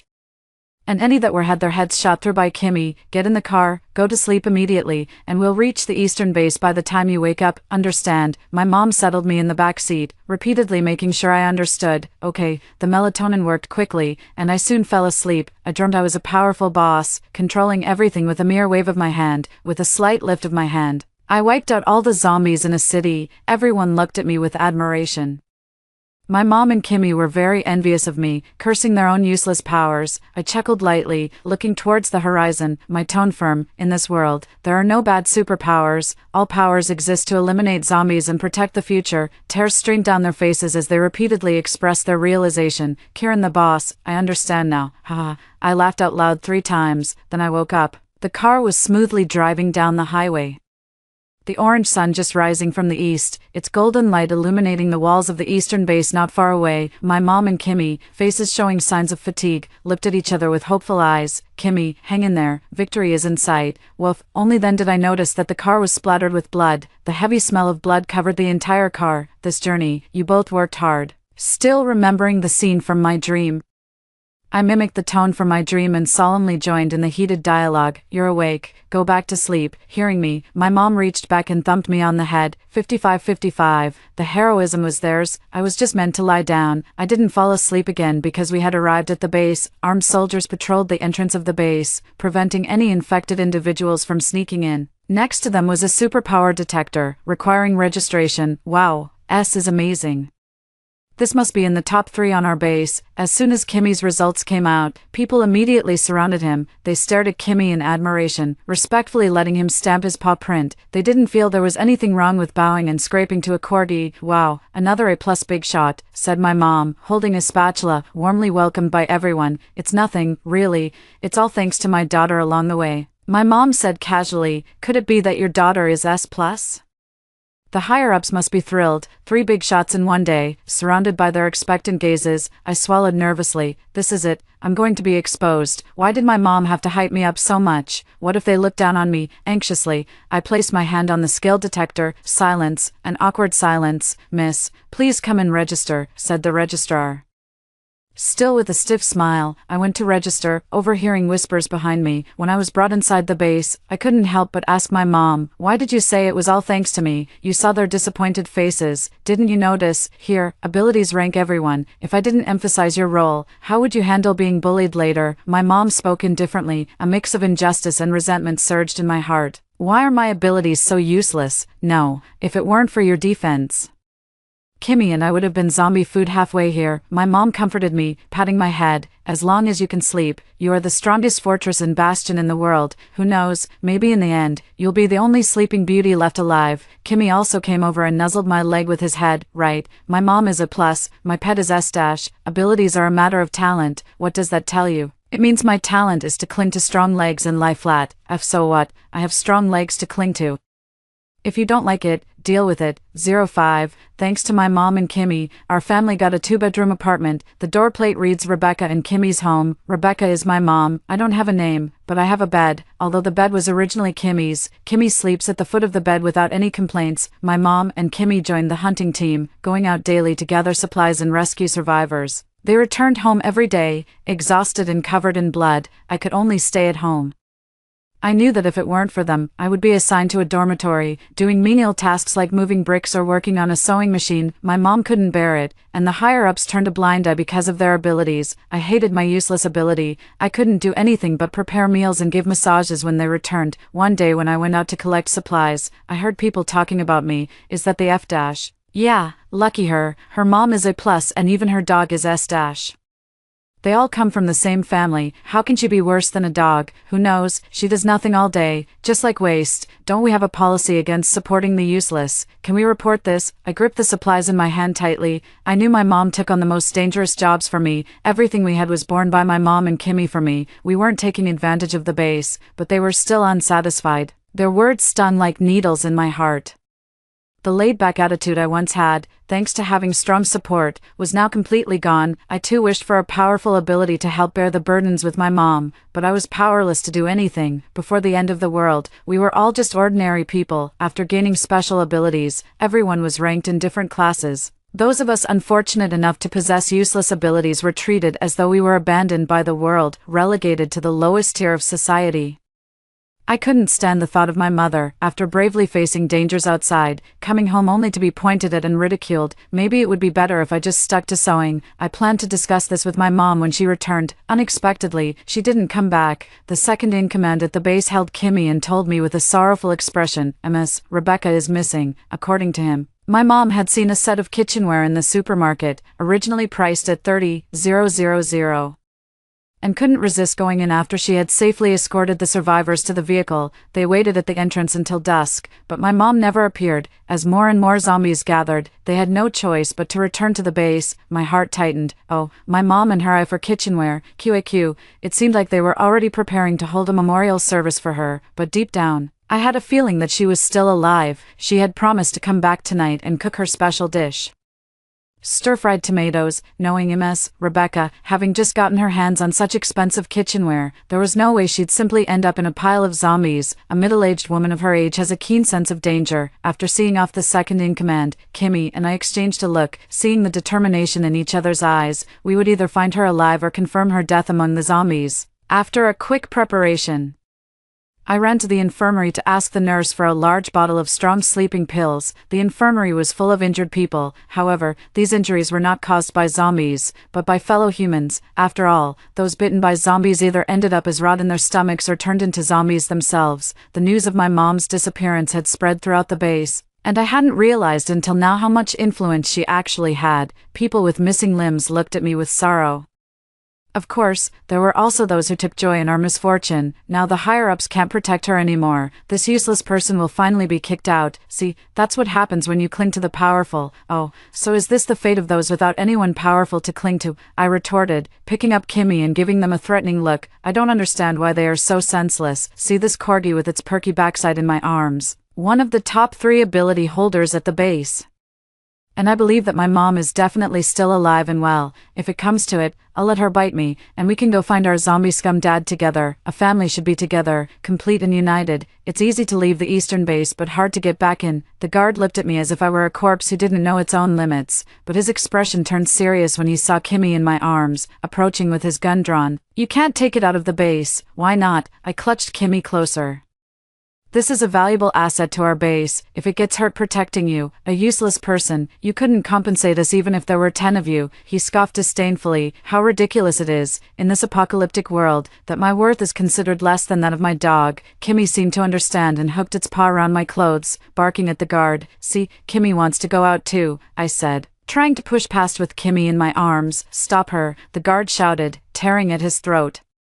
Other guards gathered around. They really had no shame, a bunch of grown men, forcefully pinning me to the ground and snatching Kimmy from my arms. They were about to throw me out. A faint blue light burst from Kimmy's eyes. Upon seeing this, the guard was so frightened that he let go of Kimmy, but stubbornly kept me separated from her, even going so far as to cock the pistol and aim it at me. It seemed he would rather kill me than let me take Kimmy away. The atmosphere was thick with tension. "What is going on here?" A deep voice fell from the sky, rescuing me from my predicament. A man covered in blood entered from outside the base. The boss. Everyone around immediately saluted. So this was the boss. I had been at the base for quite some time, but this was my first encounter with him. It was said he was the first to possess abilities, and a fearsome SSS plus at that, yet no one knew what his abilities were. He always ventured out alone, leaving only ruins and countless zombie corpses in his wake. I looked up at him and saw a face that was all too familiar. Lawson. I was stunned. This was the idol I had adored before the apocalypse, handsome and touching in his craft. Touching. Though hardly outstanding, that's why he was always a minor celebrity, never quite making it to fame. But I didn't care. His face was enough for me to go crazy for him, to smash into walls for him. I had often shown his photo to my mom, declaring, "This man is going to be my future husband." She would scoff dismissively, telling me that I'd meet him when pigs could climb trees. "Mom, do you see? The pigs have climbed the tree. This F-ranked person wants to take the S-ranked dog boss away."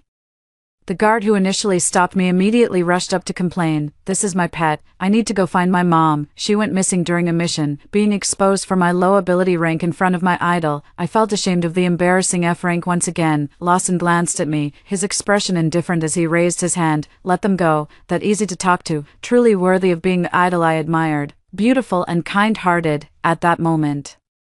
My vision was filtered through an 800-meter thick lens, automatically ignoring his subsequent remark, "Once you leave, your life is your own responsibility." He must know that without my mom, life at the base would be unbearable for me. He was so considerate. He even cared about whether I would survive outside. He really spoils his fans. Kimmy jumped onto me, and I held it as I walked out. As I passed by Lawson, I whispered quietly, "Don't worry, baby, I'll be safe," though I spoke softly.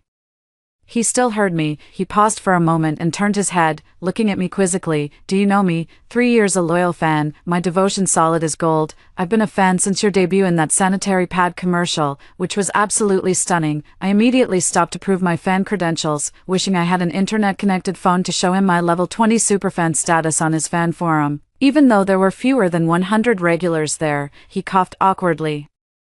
I immediately stepped forward with concern. "What's wrong, baby? Do you have a cold? Oh, you should wear more clothes." "I can cough, but my idol can't." He stepped back, took a pistol from a guard, and threw it to me. "Can you use this?" "No." I clumsily caught the gun. This was a gift from my idol. Rounding up, it could be considered a support gift. "Turn off the safety catch, aim at the zombies' heads and fire," he instructed before turning to leave, watching his fading figure. A faint sadness enveloped my heart. I wondered if I could survive and return to have him sign this gun. If possible, I'd like to hear him recite that sanitary pad slogan again. "I will always be by your side to protect you." Perfectly sealed. "Sleep in peace every night." Kim led the way, dispatching small zombies one after another. The blue laser light illuminated the path as I searched for my mom. According to her teammates, the supermarket wasn't far from the base. If my mom was still alive, she could make it back on her own. But as time passed, everyone assumed she was dead. I refused to believe it. My heart pounded with fear throughout the journey, having been protected by Kim and my mom before. This was my first real encounter with zombies. They looked human, but their faces were numb and ashen, mouths gaping, exuding a foul breath as they tried to claw at us. The streets were littered with exposed bones and decaying bodies. I pulled out the pistol Lawson had given me, unlocked the safety, but I couldn't bring myself to shoot. Thankfully, Kim was powerful. The unreal lasers shooting from its eyes gave me the illusion of playing a video game. Soon, we reached the supermarket. Mom, Rebecca, holding on to Kim. I searched for my mom. Kim seemed tired, its laser growing weaker. As I ventured into the kitchenware section, I heard a surprising voice overhead. "Kieran, Mom." I looked up sharply and saw my mom hanging like a monkey from a decorative sphere on the ceiling.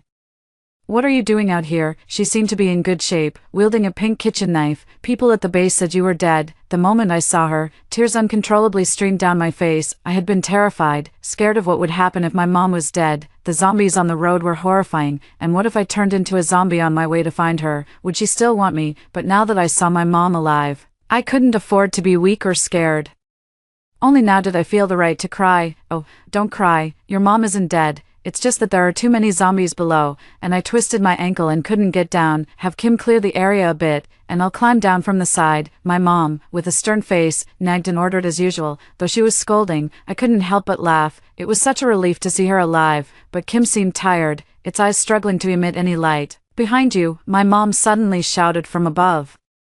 Instinctively, I ducked as a zombie lunged at me from behind and missed. "Run." My mom immediately moved towards the side scaffold, trying to climb down, but it was too late. Swarms of zombies rushed out from a nearby warehouse. If I ran, it wasn't certain if I could escape, let alone ensure the survival of my mom and Kim. In a moment of clarity, I used the obstacles for cover and ran to where my mom was about to land, pulling out sleeping pills and swallowing a handful all at once. "Wait a moment."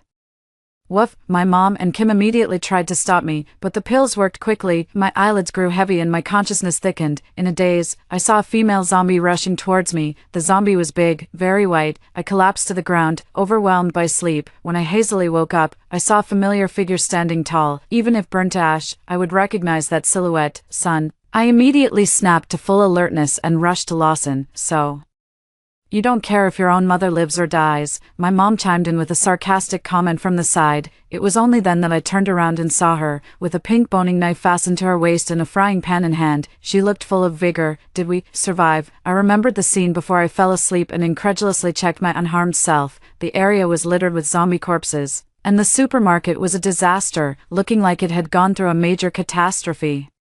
With only a few steel bars standing upright amidst the rubble. How long did I sleep? You slept for 10 hours, Lawson said nonchalantly. My mom mentioned that at the critical moment, my protective shield had activated, so I was spared from the zombie's facial attack. Both my mom and Kimmy were within the range of my protective shield. However, zombies crowded around the protective shield, endless in sight. They also didn't dare disturb me, fearing that if I suddenly woke up, I would be overwhelmed by the tide of zombies. As the night passed, a strong wave of supernatural power suddenly emerged, cutting through the supermarket and the zombies, followed by a violent explosion. Fortunately, my protective shield was sturdy enough to withstand the blast. Afterwards, Lawson saw us and waited with them for me to wake up. You really sleep like a log, making your wife wait for you for 3 whole hours, Rebecca teased me as soon as she knew we were safe. Wife, Lawson, who had been sitting and looking into the distance, suddenly turned around. Oh, you don't know how much Kieran adored you before the zombie attack. He even had a life-sized pillow made of you, hugged it to sleep every night, and always called you his wife. Mom, I interrupted quickly, feeling utterly embarrassed. It's like, in fan culture, there's this thing called clay fans. It's like treating idols like little girls with affection. I'm not saying it in a bad way. I just really admire you. You're very manly and handsome. I tried to explain myself in haste, but it only made things worse. So, you mean to say you treat me like a little girl, and even sleep with me? Lawson whispered in my ear without changing his expression.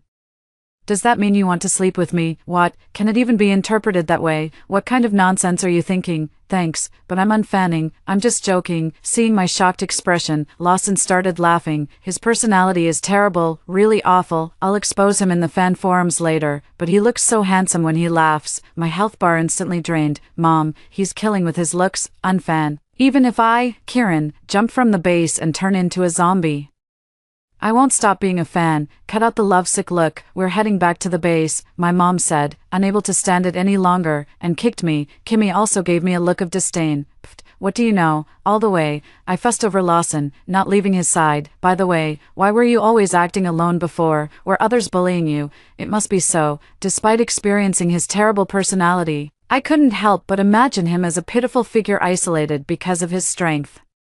Looking at Lawson, my eyes filled with sympathy. I'm the leader, Lawson said with a face of resignation, his tone carrying an indescribable loneliness. But I can't control my powers, which don't discriminate between friend and foe. Everyone who has seen my powers has died, so I have to wait until the advanced team rescues the survivors before I can act alone. Oh, so that's why. Wait a minute. Does that mean I'm the only person in the world who knows about your powers? Knowing the secret of my idol, so thrilling. Are your mom and Kimmy not people? My mom abruptly raised her hand and gave me a knock on the head, but Kimmy was never human to begin with. I held my head in frustration. Suddenly, Lawson burst into laughter, his expression indescribably relaxed. Not being understood, having no friends, he must be very lonely most of the time. I thought of my own despised and useless skill, when suddenly an idea struck me. Maybe you could team up with me, after all. Though my special ability is rated F-, it's described as absolute defense. Unexpectedly, Lawson declined. I don't have many fans as it is. I don't want to lose even one. That's what he told me. The supermarket was located on the very edge of his ability's shockwave. No one could say for sure if it would have been effective at the center. He frowned deeply as he spoke. How will you know if you don't try? Let's head back. He didn't reply, but escorted us to the base entrance and continued to clear out zombies outside. Watching him walk alone towards the hordes of zombies, my eyes began to sting. If only my abilities were a bit stronger, strong enough so he wouldn't have to be alone. Come on, stop looking. My mother put her arm around my shoulders. Looks like your idol isn't as hopeless as you said. Indeed. I almost forgot that I had been ranting to my mom about how Lawson had no notable accomplishments. See, this man. who sings off-key, dances awkwardly, and acts like he's just reading lines, is my husband. He might not be good at anything, but I still love him. It seems he had misplaced his talents, but his strength made him even more captivating. My mother and I returned triumphantly, shocking everyone at the base. Oh, it was all thanks to my daughter. Zombies were all over her face, and she just fell asleep, activating the defense for me and Kimmy, surrounded by people. My mom couldn't stop bragging about me. All eyes were on me. Come on, show us again how you just fall asleep right there. My mom pushed me forward, just like she used to during family gatherings when I was asked to perform. Mom, I was exasperated. I was just about to explain that it was thanks to Lawson that we were rescued when suddenly someone rushed over. It's bad. The leader has hurt the leader of the Western base again. Just a short while after parting with Lawson, trouble had found him. I followed the crowd to the base entrance and saw Lawson with a dark expression, carrying a severely injured woman. She was an extraordinarily glamorous woman, dressed in a mermaid dress and high heels during an apocalypse. Her voluminous curls exuded an air of refinement. I respected her bravery, but the brave woman didn't look good, with a severe wound in her abdomen and a large patch of fresh blood staining her azure dress. The nurses quickly brought a stretcher and took the woman from Lawson's hands. How many times this month? She really must think she's got lives to spare. I suspect this is a plot by the Western base to drain our medical supplies. A murmur of discussions followed. What was that about? I couldn't help but ask around, and that's when I learned that Rose, the leader of the Western base, had been bothering Lawson for more than a day or two.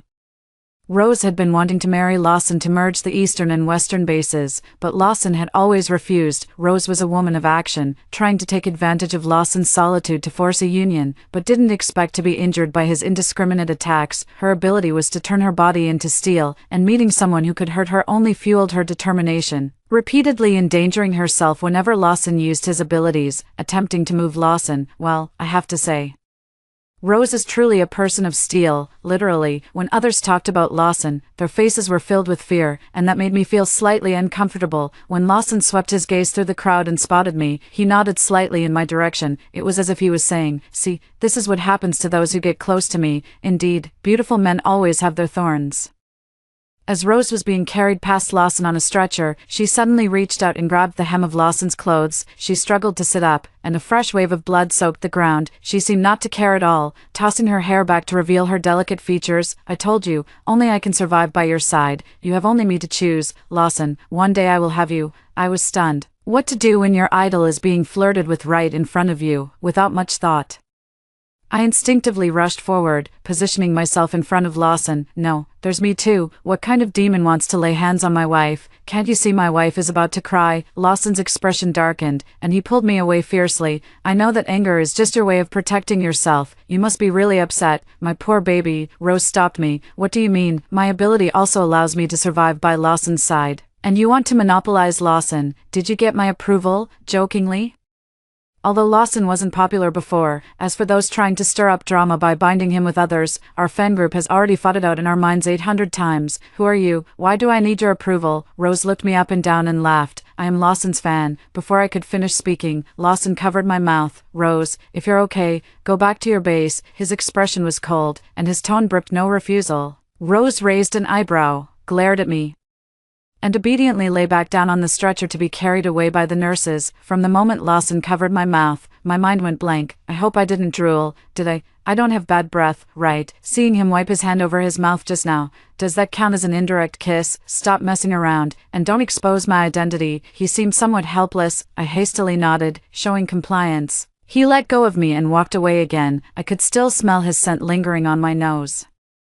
In the midst of the zombies' rotting stench and the smell of blood, his scent was like a cold, refreshing spring. My mom caught up with me and slapped me on the back. "What are you thinking? You think you can mess with the leader of the Western base?" I stood there stunned, watching his departing figure, and said to my mom, "Mom, I want to follow him." "Go ahead, take Kimmy with you." My mom looked calm, even giving me a push. "Aren't you afraid I'll die?" Hearing my mom's response, I paused for a moment. Is this really my mother? I know you've always wanted to prove yourself. You've been suffocated staying in the base, haven't you? Plus, you've liked him for a long time. My mom gestured in the direction Lawson had left. Others may not believe it, but how could I not know? Your ability is actually quite powerful. Kimmy and I are both aware of that, and Kimmy can help clear the zombies on your path. As long as you don't sabotage yourself, there won't be any problems. Tears welled up in my eyes. When nobody else believed in me, my mother continued to support me as always. I didn't want to be a drag anymore, a useless burden. I was determined to prove that I, too, had my merits. I grabbed Kimmy, who was beside me, and sped off, chasing the figure that was almost out of sight. There weren't actually many zombies ahead. Lawson had pretty much taken care of them. The few scattered ones that remained, Kimmy could easily dispatch, all along the way. There were only blazing cars and shattered buildings. Despite the horrific scenes, I felt an inner calm. I knew Lawson was up ahead. I didn't realize how long I had walked until I reached a place ravaged by zombies. Lawson stood in the distance with his eyes closed, preparing to unleash his powers. Seeing his stance, I immediately pulled out the sleeping pills from my pocket. Humph, just wait until I appear unharmed before you. Then see if you'll still team up with me. Mom won't let you go alone. I seamlessly switched between being a fan of mud sculptures and a die-hard fan of my own mother. Kimmy cuddled quietly in my arms. My consciousness was a bit blurry as I stepped out from behind the car. What would Lawson do when he saw me safe after releasing his powers? Would he think I looked like Sleeping Beauty? I watched his handsome figure without blinking. Who's there? Unexpectedly, Lawson noticed me and withdrew his powers. Oh no, am I going to get scolded? I thought hazily, suddenly. Kimmy in my arms started to get restless. Through my sleepy eyes, I saw a zombie on the second floor of the building behind Lawson, baring its teeth, ready to pounce. My scattered consciousness snapped back into place. I wanted to shout a warning, but it was too late. The zombie had already pounced. Lawson heard the wind behind him and dodged just in time to avoid the zombie's attack. It was like a signal. And zombies started swarming from all directions. Use your powers, I urged Lawson. Struggling to keep my spirits up. You'll die. Lawson awkwardly dodged the zombies around him, stubbornly shaking his head. I won't. You have to trust me. Kimmy's eyes also emitted a blue light, destroying several zombies that were converging on us. But more zombies were still gathering around Lawson. I pulled out the handgun Lawson had given me earlier from my embrace and fired 2 shots into the sky. The gunshots abruptly rang out, drawing the zombies' attention. The zombies around Lawson turned and pounced towards me. If you don't use your powers, I'll die too. Why not give it a try? I shouted and quickly pulled Kimmy into a nearby car. The light sedan was no match for the surging tide of zombies. It was my first time facing so many zombies. As I had been asleep during previous encounters, unexpectedly, I wasn't scared at all. Through the car window, I saw Lawson look in my direction. Pause for a moment, then slowly raise his hand. That's my mom's good wife. I watched his figure contentedly and slowly fell asleep under the effect of the sleeping pills. When I opened my eyes, I saw a splendid starry sky above me. I was laid on flat ground, covered with a blanket from who knows where. I sat up briskly and saw Lawson beside me, feeding Kimmy. See, I told you I'd be fine. I laughed carelessly. What nonsense that Rose had spoken. Lawson is a radiant and shining person. He shouldn't fight alone. Shouldn't be feared. He should have countless choices. Not be forced into commitments. Even if it was me, it was just to prove to him, you are not alone. Because of you, we have this bright future ahead of us. Upon seeing that I was awake, Lawson put down Kimmy and came over. You're not hurt. Before I could finish my sentence, Lawson mimicked my mom and gave me a noogie. Stop messing around. He looked displeased. Much like my mom. Now that you've proven you can survive, what's next? He looked down at me from his tall stance, his presence emitting a gloomy air. Next, you can also help rescue the survivors. As long as they are within my defensive range, you don't have to worry about harming them, and we can eliminate the zombies even faster.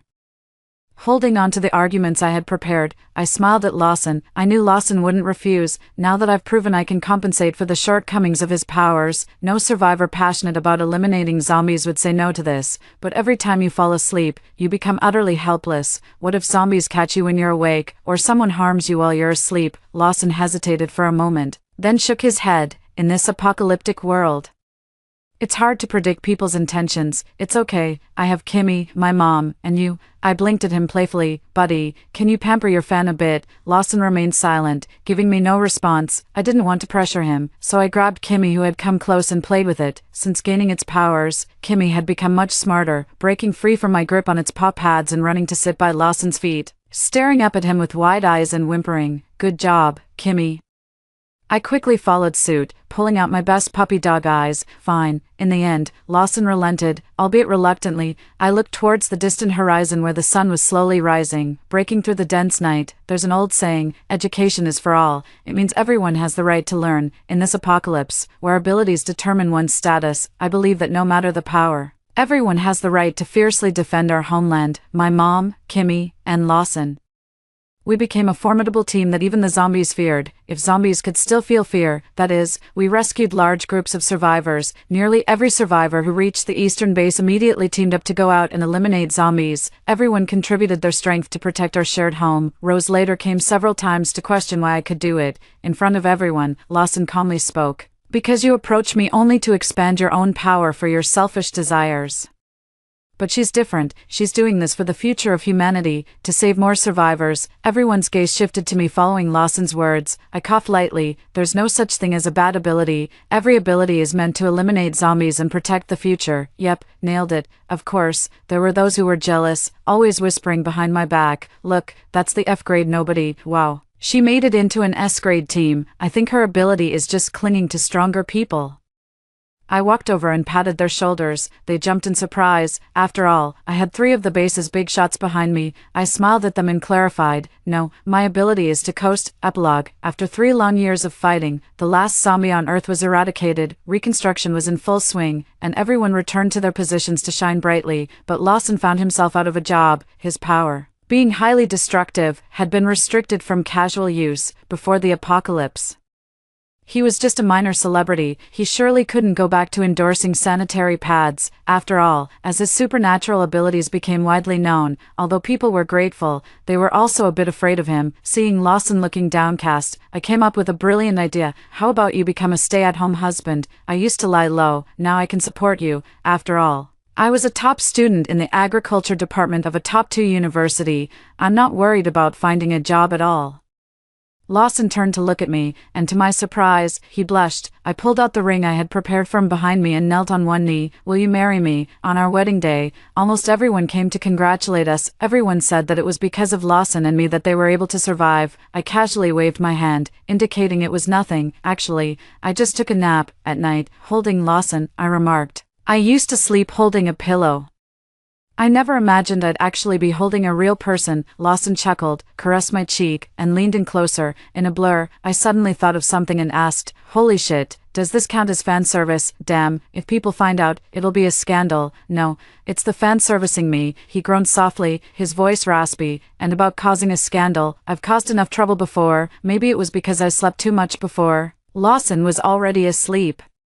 But I didn't feel the slightest bit tired. The moonlight was bright and serene, casting a peaceful glow in the bedroom. Faint noises from the lingering banquet outside drifted in. It's wonderful, we're both alive, and the apocalypse has arrived, with the typical zombie kings being handsome young men with 6-pack abs. Yet, my zombie king is a large black dog, a dog that, in a past life, was abused and abandoned, killed all humans, and ultimately was the one to end my life, this time around. I intend to hoard supplies and pamper this zombie dog, vowing to exact revenge together. With 4 days left, I stood in the familiar yard, staring at the goofy black dog wagging its tail at me, slightly dazed. An image kept replaying in my mind, a zombie dog towering over a person, baring its stark white teeth, its body oozing black blood from rotting flesh, opening its gaping maw towards me. That was the last sight I saw before I died, bitten by the dog I loved, as an orphan. Once I was financially capable, I rented a place in the suburban area of the city and took in over a dozen stray dogs. Among them, a large black mongrel that had been abused and abandoned multiple times was my favorite. I named him Night. The word Rebirth surfaced in my mind. Trembling, I pulled out my phone and saw it was July 26th, 2 p.m. Suddenly, I was struck with realization. July 26th was the exact day Night was poisoned to death. Fate has a cruel sense of humor. In the next 5 minutes, I watched these lively little lives lose their vitality under the strong poison. Night, weakened, lay on the ground, his eyes filled with hatred looking towards a freshly dug pit nearby. It was a pit where a neighbor had thrown poisoned sausages over the wall. Night knew everything. Night, I cried loudly, holding Night's head. In 4 days, the zombie virus would completely break out, paralyzing the world order. People would live amidst blood and panic. Night, buried in my yard, would rise from the ground 4 days later, his body 3 times its current size, with decaying fur, summoning his army of zombies. What followed was an unforgettable nightmare. Zombies, obeying Night's commands, would tear everyone around to pieces, except for me. Under Night's protection, I survived for 3 months, but in the end, he decided to turn me into one of his kind. Thinking of this, I clenched my fist. A plan forming in my mind, living again. I vowed to avenge Knight and the other dogs, but I still hoped that Knight would remain the same big black dog who would rest his head on my knee and wag his tail at me. I absolutely couldn't bear to see his paws dirted. I buried the other dogs, remembering from my past life that only Knight had been infected and awakened by the virus. With a heavy heart, I bought a huge freezer and temporarily placed Knight inside. In my previous life, Knight had been buried underground for 4 days in July when the temperature in City A reached 36 degrees Celsius. When he emerged, his fur was rotting in several places, and he was covered in filth and black blood, which was terrifying. This time, I wanted his coat to be shiny and clean, as he had been fed well by me. Consuming 3 egg yolks a week, he absolutely deserved better. With 3 days left, I noticed that Knight had grown larger, a sign that the zombie virus was taking effect. Having only about 100,000 in savings, I applied for a bunch of credit cards at various banks and took out all sorts of online loans. After all, in 4 days, money would no longer hold any value, and no one would be there to demand repayment. I bought Knight's favorite snacks, 500 bags of pet orbs, over 100 in number, nearly 20 large freezers filled with various animal organs, almost filled all the freezers. When the Knight awakens, like all zombies, he will crave the sweet scent of fresh blood and the fatty richness of animal viscera. At that time, I will guide him to eat these animal organs, abandoning the hunt for humans. My little dog must be clean, lively, and adorably soft. 2 days countdown, I went out again for a day, after the zombie virus outbreak, with no one to maintain electricity and water services. It will be about 3 to 5 days before this place loses power and water. I had someone dig a well in the yard, bought 6 generators, and 10 solar panels. Unexpectedly, when I returned home in the evening, I saw that the Knight had grown more than twice his size, almost too big for the freezers. This Knight, for some unknown reason, has mutated even more fiercely. I could only take him out and use ice blocks to preserve him. He stared with blood-red eyes, his face full of resentment, as if he would go on a rampage once awake. Seeing the Knight like this made me somewhat anxious. I'm not sure if I can control him. Exhausted, I sat on the ground, stroking the big black dog's fur, speaking into his ears. Knight, when you wake up, please don't eat me. I will avenge you and all the other pups, making you a true king. But we also have a deal. I'll give you good food, so please don't eat other humans, okay? Just like I don't let you bite those slippers.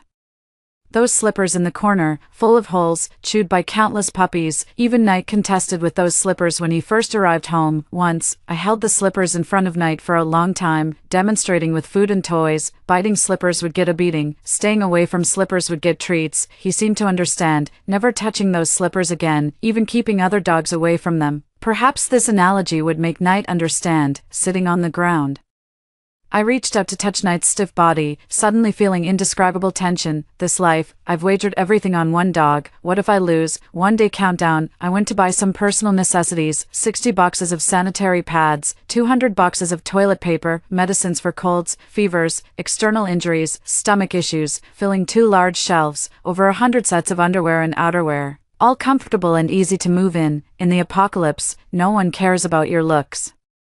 3 trucks filled with rice, flour, and instant noodles. Also, those fast food items, sausages, instant noodles, hot pot bases, spicy noodles, snacks, canned goods, cola, filling an entire room. In the cellar dug by the old landlord, I stocked up fully with vegetables and fruits. Passing by a pet store, I saw a super large dog mat for sale. I calculated the size of the mat, bought over a dozen, planning to piece every 4 together for Knight's use. By the time I finished buying these, it was already 6:30 p.m. Looking at the sky, considering those neighbors who went out for work, they should be almost back. Taking a deep breath, holding the sausage buried by Knight, I went door to door, asking who was responsible for this. Naturally, just like in the past, no one would admit it. When they learned that my dogs had died, some even clapped with glee. They were filthy creatures, who knows how many viruses they carried. I always bathed the big dogs every 20 days.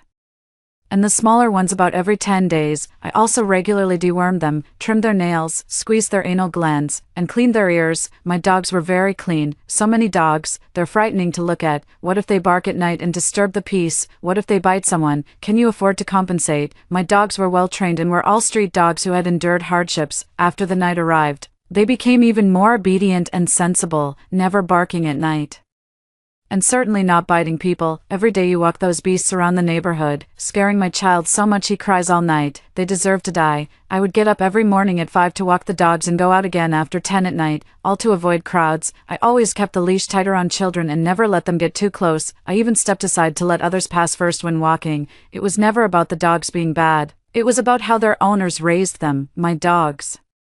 And I have always been more civilized than you. Seeing them like this, I no longer argued. I just looked at one middle-aged woman whose gaze shifted away, someone everyone usually called Aunt Valerie. I had already made my plans. Just wait. Tomorrow, Judgment Day will come. The zombie virus has invaded Q City. Early in the morning, news of the mutated rabies virus flooded my phone. I locked the door tightly, holding the nearly 2-meter-tall Knight, sitting in the living room. Underneath it, there was a huge plastic basin, which I had procured from a factory where it was used to hold food waste. I placed a dog bed assembled together in the plastic basin, holding the Knight's head and whispering in its ear, waiting. By noon, chaos had erupted outside. People were running everywhere, followed slowly by zombies chasing after their fresh flesh. Suddenly, my door was smashed open by a zombie. The Knight had not yet awakened, and I had only a bone-chopping knife for protection. I recognized the zombie. He was a middle-aged man who had previously hit the Knight with a stick, claiming the Knight had trampled on their vegetable garden. Clearly, the Knight had never been there. It was other stray dogs that had caused the trouble, but stray dogs have no owners, no one to compensate, so he targeted my house, even in the face of danger. Seeing him transformed into this state, I still felt he deserved it. The uncle, with his stiff neck, took a look inside. His steps rigid as he began to approach me. 3 meters, 2 meters, 1 meter, he lunged at me, his teeth sharpened by mutation aiming directly for my neck. My bone-chopping knife slipped from my trembling hands. A wave of panic enveloped me, and the Knight by my side showed no signs of waking. I smelled the foul stench and felt a sharp sensation on my neck. In that moment, I closed my eyes in despair. There was a crisp snap. I even thought it was my head moving, but when I opened my eyes, I saw a huge dark shadow standing in front of me. The uncle's head had been bitten off. As if disgusted, the Knight shook its head. A streak of blood was flung. In the Knight's eyes, there was a hint of disgust and even hatred. It recognized this neighbor who had once beaten it. I had prepared myself for everything, but at this moment, seeing the Knight wake up emotionless and immediately kill the zombie in front of it, I still felt my legs go weak. By then, the Knight had already turned its head, its crimson, icy eyes staring fixedly at me. 7, having just escaped from the brink of death, I found myself back on the line between life and death. I chuckled to myself in resignation, reasoning that dying at the hands of the Knight was still better than falling to the zombies. The Knight's awakening drew more zombies into the yard. Their faces were ferocious, and they were covered in fresh blood. Encircling the Knight and me tightly, nervously, I tried to grab the Knight's fur but only touched its icy cold skin. It continued to watch me, those blood-red eyes instilling fear in me. At that moment, my legs trembled, dreading that the Knight might command the zombies to attack. Knight, I called out, noticing its ears twitch slightly, aware that it understood me. I pulled out a toy ball hidden behind me and waved it in front of the Knight. Knight, I saw its eyes flicker, following the ball in my hand. In my past life, I hadn't paid much attention to the Knight's preferences, merely seeing it as a demonic beast. Only once did I notice a ball hidden in the corner of the room. Realizing it was different from the other zombies, it was still that little Knight. The Knight stretched its neck and carefully bit into the ball with its large mouth, but the ball burst. With a pop, both the Knight and I jumped. The Knight looked somewhat aggrieved at the ball in its mouth, then at its enormous body, seeming at a loss. No longer afraid, I stood up and embraced the Knight's broad body. It's okay, Knight, it's okay. The Knight's awakening brought more and more zombies into the small yard. Their faces were hideous, their bodies dripping with blood. Yet they stood back respectfully. I grabbed the Knight's back fur, climbed onto its body, and sat high, looking down. Knight, can you make them listen to you? The Knight gently nodded its head. It seemed the Knight had undergone some mutations, becoming much smarter than before. Knight, now command all the zombies not to step into this yard. I couldn't be responsible for the safety of others. Getting too involved would only lead to endless grievances, as long as the Knight and I were safe. That was enough. Click, click, the Knight clacked its teeth together, producing a chilling sound. The zombies slowly moved their feet, beginning to turn around, but in the next second, the Knight suddenly turned its head, staring intently outside. I saw a flash of pink cloth passing by my front door. It was Aunt Valerie. Suddenly, the Knight began clacking its teeth, and the zombies crazily surged outward. It was commanding the zombies to chase after Aunt Valerie. It knew she was the enemy who had killed it and its companions. I had to stop it. Once it killed someone, there was no turning back. 8. Knight, remember Aunt Valerie, remember the slipper. You can't bite, you can't kill. If the Knight killed someone, everything I had done would be in vain. The Knight would never return to being that cute, cuddly little dog. It would become a ruthless killing machine. Unfortunately, it was all in vain as Aunt Valerie was nearly caught. Knight, spare Aunt Valerie. And I'll give you your favorite snacks, including animal organs." The large black dog squinted its eyes and leapt over the courtyard wall, pinning Aunt Valerie beneath it. Aunt Valerie trembled on the ground, repeatedly mumbling, "It wasn't me who killed you, it wasn't me," which only made her seem more suspicious. I hurried after them, seeing her so frightened she was beside herself. It was somewhat satisfying. Suddenly, a thought crossed my mind: this is letting her off too easily. In a world overrun by zombies, living in constant fear and hunger due to the lack of food, reflecting on her past misdeeds would be the best punishment for her. The night, ready to bite, paused. It stood still, understanding my intent. I wasn't wrong. Just like in its past life, after becoming the zombie king, the night's intelligence had significantly increased. It understood what I meant, seizing the moment. Aunt Valerie scrambled up from the ground and fled in a panic. I breathed a sigh of relief. Under the watchful eyes of submissive zombies, I approached and hugged the night, still tense with anger. The apocalypse has just started. We have a long way to go. From that day on, the news that the crazy dog lady, Howling, has a zombie dog spread far and wide. Afterward, everyone gave a wide berth to my yard. No one dared to come any closer, while communication was still functional.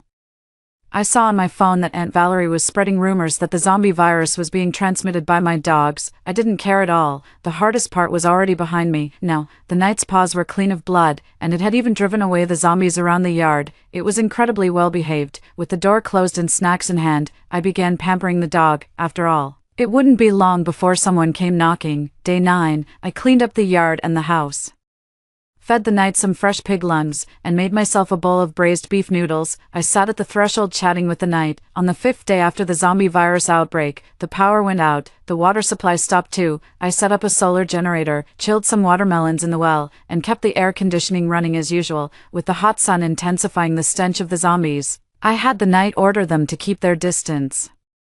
I buried my face in the night's fur and took a deep breath. It smelled great, not a hint of decay. Perhaps after becoming a zombie, its skin had stabilized, or maybe because the night was the zombie king, it differed from the others. Inside my house, I drank chilled beverages, petted the night's large head, and browsed for chat groups. Regarding this group, I had left it previously due to conflicts with the local residents over my dogs. I rejoined later with a different account. Unbeknownst to them, I monitored everything from within. In the group, many complained about the unbearable summer heat without air conditioning. Others cried about not having stored water, hoping someone would lend them some in exchange for money. In this post-apocalyptic world, money was worthless, not even as valuable as a bowl of rice.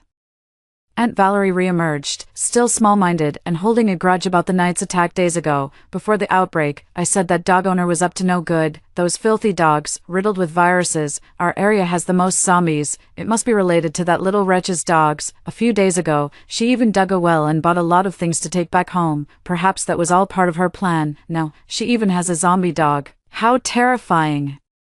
We should go over and kill her zombie dog and take all her stuff. My family is running out of food, and her house was still cooking this morning. I could smell the aroma drifting to my place. See, the fox's tail is showing now. That night, neither the night nor I could sleep. Yes, zombies do need sleep. Generally, when they stand motionless, they are actually asleep, or rather, they spend most of their time sleeping. So even if they don't eat for a few days, it's not a big problem, late at night. Sure enough, someone sneaked in. Aunt Valerie's talk in the group chat about digging wells and supplies during the day had made my home a target. The intruder was a teenager named Oscar, who tripped over the wall, attracting quite a few zombies to gather around. However, due to the night's orders, those zombies didn't dare come within 3 meters of the yard. As soon as he entered, he headed straight for the well in the courtyard, grabbed a bucket, and started to guzzle the water. It was clear he was desperately thirsty. I knew this Oscar kid. He lived next door to my neighbor. His parents died in a car accident 2 years ago, and he had since been living with his grandfather. A few days ago, when the zombie outbreak occurred, his grandfather was bitten while working in the fields and never came back. There was a discussion in the group chat back then about how tough Oscar's life was. His family was one of the few neighbors who were kind to the night and other such dogs. The old man, when he was alive, used to pet the night's head. I remember in my previous life, the old man was also killed by a bite, so before the zombie virus arrived this time, I had warned him not to go out for a few days, but the old man didn't take it seriously. I just watched from the side, not stopping him until he had finished drinking and was satiated. Then I walked up with the night and grabbed Oscar by the collar. "Hand over the supplies, Oscar," who was about 13 or 14. Started trembling in fear when he saw the knight behind me. What supplies? Do you think you can drink our water for free? If you don't hand over the supplies, I'll have my dog bite you to death. The knight bared his teeth from behind me, supporting my stance. I didn't want to be harsh on him, but in these apocalyptic times, I had to act this way to protect our well. And I needed him to spread the word that our well water could be exchanged for supplies. In the end, Oscar reluctantly took off his clothes, left in just his underwear, and shakily scrambled back home along the wall. Since I had taken a liking to his clothes, I gave him 3 extra buckets of water, asking him to bring 2 more sets of clothes next time and to take his own water. Under the night breeze, Oscar, with his pale belly exposed, ran back and forth like a piece of fresh meat, yet no zombies chased him. I had already warned the zombies through the night to stay away from here. The last time Oscar left, joyfully carrying bottles of mineral water, I grabbed his arm. This is groundwater. Make sure to boil it before drinking to avoid diarrhea, I reminded Oscar. Oscar pursed his lips, silent, but his eyes welled up with tears. I knew it wasn't easy for him, but I also knew I couldn't say more. This was my way of taking care of him, and I would keep an eye on this kid in the future. Oscar became my advertisement, telling everyone nearby, "You can exchange supplies for well water from that house." That house, referring to mine, had become somewhat famous in the neighborhood. People generally avoid mentioning my name, referring to me as either that crazy woman or the dog lady, and only on their politest days is "What's her name?" That evening, several people came by with old clothes and other unwanted items, hoping to exchange them for water. I turned them all away. "Are you joking? It's the end of the world. And they think I need money or clothes. Just because I accepted Oscar's exchange doesn't mean I'll accept theirs. I'll take grains, oils, animal offal, and some snacks, but don't try to fob me off with useless stuff." I didn't give anyone face. I was as dismissive as one could be. These people had made the effort to come, and were preparing to guilt-trip me right at the vacuum zone by my doorstep. I pointed towards the zombies being attracted by the noise and sneered, "If you don't leave now, you won't be able to enjoy any water anyway." After that, I closed the door, calmed my dog, and went back to sleep. The next day, I hung a sign at the door: 1 kilo of rice for 3 buckets of water, a bag of cornmeal for 2 buckets, a kilo of vegetables for 4 buckets. Snacks depended on how much I liked them and how many buckets they were worth. Other daily necessities could be exchanged for water just like the grains. And water exchanges were only available from 8 to 10 p.m. This time slot was when the zombies were the most dormant, though I didn't know why. Anyone who dared disturb me outside these hours would get a taste of my dog. Also, those who had previously mistreated my dog weren't welcome at all. Despite the risks of exposure, I posted the water exchange rules in the group chat as well. After all, in a few days, most homes without generators would run out of phone battery. This caused quite a stir. Aunt Valerie was the first in the group chat to rant, accusing me of causing discord among neighbors and being conniving, even suggesting I was trying to profit amidst the apocalypse. This time, no one in the group supported her. After all, no one wanted to get on my bad side. I directly confronted Aunt Valerie. "Aunt Valerie, dare to step into my house, and I'll have Night bite you. You won't get a drop of our well water." Aunt Valerie cursed a few more words, but I couldn't be bothered with her, like a grasshopper after autumn. She wouldn't last much longer. Eating an ice pop, I pet Night, who was dozing off in the yard, and whispered into his ear, "Night, our plan for revenge begins now." By that night, most people's phones were dying, and the residents' chat became silent. However, at night, within 3 meters of my door, people quickly gathered in the zombie-free zone. They were all residents who came with goods to exchange for water. I exchanged their items for water according to the sign I had put up. I encountered a family that had previously slandered my dog for terrifying their child, and I flatly refused them. The middle-aged man cursed but didn't dare say more under Knight's stern gaze and left. How he lived after that was none of my concern. Over the next few days, with word spreading, more people came to exchange water at my house. Among the crowd one day, there was a sleazy bald man, Aunt Valerie's son, in his 30s, a total mama's boy. I even suspected he had something to do with the poisoned sausages. Once, when I came home late from overtime, this creep tried to corner me in an alley. Fortunately, I taught him a lesson with a swift kick. Not long after that incident, my dog was harmed. To say there's no connection here, I'd hardly believe it. "Get lost, don't come to my house. If you come any closer, I'll set the dog on you." The knight behind me had already noticed him and was stooping down, making threatening gestures. The man, pale-faced, seeing that I was unyielding, snatched a bucket from an old lady nearby and ran off. What a coward! Out of all the people there, he chose the oldest and weakest to prey on. I didn't say a word, and the knight behind me was quiet too. The knight and I even exchanged a glance. The man, seeing that no one stopped him, seemed a bit smug, but as he turned to leave, running out 3 meters from my house into the no man's land, a tall zombie pounced on him, biting into his neck. Blood sprayed over a meter high, hitting an artery. The crowd stirred, but I quickly grabbed the knight and told everyone. You all saw it. He stole from someone and recklessly ran into a pack of zombies. My dog didn't bite him, at most. I just didn't order the zombies to leave earlier, normally. When the neighbors go out to fetch water, the knight quietly commands the zombies to move away. As for the fact that the zombies listen to the knight, I'm not planning to share that secret with anyone, otherwise, those moral bindings would start targeting me again. That night, I heard crying and cursing coming from Aunt Valerie's next door, blaming me. The mourning lasted all night. Her zombified son, attracted by the noise, repeatedly slammed into her door, bloodied, and almost broke in. Eventually, she stopped shouting and just wept quietly inside. That night, I stroked the knight's fur and whispered in its ear, "See, knight, isn't this much more satisfying than just snapping it off?" The knight shook its body, comfortably quivering its glossy fur under my touch. After a long while, it rolled over like it did when it was younger, exposing its belly to me. Its crimson eyes held a trace of longing, as if saying, "Rub my belly, quick, rub it." I couldn't resist and threw myself onto the knight, vigorously scratching its itchy spots. "Knight, you're too adorable." 2 months later, I noticed an increasing number of zombies around, many dressed like workers from a food processing plant a few kilometers away. Usually, zombies don't stray far from where they turned, which was odd. Moreover, some of these zombies seemed to possess basic intelligence and didn't listen much to the knight, taking advantage of the dark and windy night. The knight dealt with a few disobedient ones, but within 2 days, even more zombies flooded in, ravaging the surrounding crops. The native zombies, under the knight's command, had been circling the fields. Just as the crops were about to mature, I had my eye on several abandoned fields, keeping zombies around to deter people, planning to harvest them in a few days. Unexpectedly, in just a few days, a large area was destroyed. These days, the knight seemed anxious, always setting out 2 balls in front of me with a pile of stones on the side, which was baffling. I felt it had something it wanted to say to me. My ability to express myself is limited. The neighbors who come to fetch water, for their own safety, only come once every 4 or 5 days. A few households that hold a grudge against my family initially tried to sneak in to steal water or disguise themselves to get through, but they were all scared off by the night.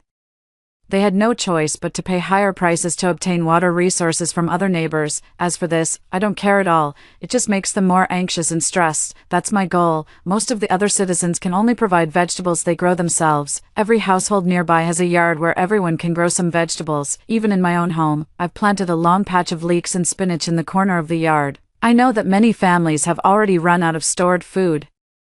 Every day, I take out the recorder I bought in advance, hoping to hear some official news, but so far, it has only been, "Citizens, please pay attention to your safety, reduce outings, and store supplies. The authorities are working hard to rescue and will distribute supplies soon. Hang in there, hang in there, hang in there." There has been no new progress for the time being. That day, I heard some commotion nearby, like people wailing. I quickly put down the toy ball I was holding and ran outside with the knight. The knight leaped to the gate, arching its back in a pose ready to attack. A sudden thought crossed my mind. I remembered that in my past life, around this time, the knight's temperament changed drastically, almost turning me into a zombie. In that past life, after a spree of violence, the knight entered a docile mode, always staying by my side to protect me. Even though I disliked it for being dirty, smelly, and almost lifeless, and even threatened it with a stick to make it go away, it remained loyally by my side. Later, after some psychological adjustments, I decided to accept this big black dog that I had rescued from a dog trader. No matter how it changed, when it looked at the toy ball, there was still a sparkle in its eyes. Countless times, when I turned around, it was watching me. Its eyes were filled with loyalty and affection. It was still my knight, but just when I was about to accept it, it began to change, just like now, anxious and restless, often going out to fight and returning with injuries, becoming weaker and weaker, until one time, its tail was torn off, and its skin was so damaged that there was hardly a good spot left. It walked towards me step by step, its eyes filled with pain and obsession. I knew it wanted me to become one of them. A thought struck me. Was there a hidden reason why the knight from my past life had killed me? Thinking this, I rushed to the door. But the knight had already dashed out before me, not turning back no matter how much I called. I ran onto the street, holding a cleaver cautiously, scared that a zombie might suddenly appear, but there were no zombies. I ran a few hundred meters and didn't see a single one. The human screams were still in the distance. People had already started to open their windows to look around. When I almost reached the alley entrance, I saw the knight, arching its back and confronting someone. I was stunned.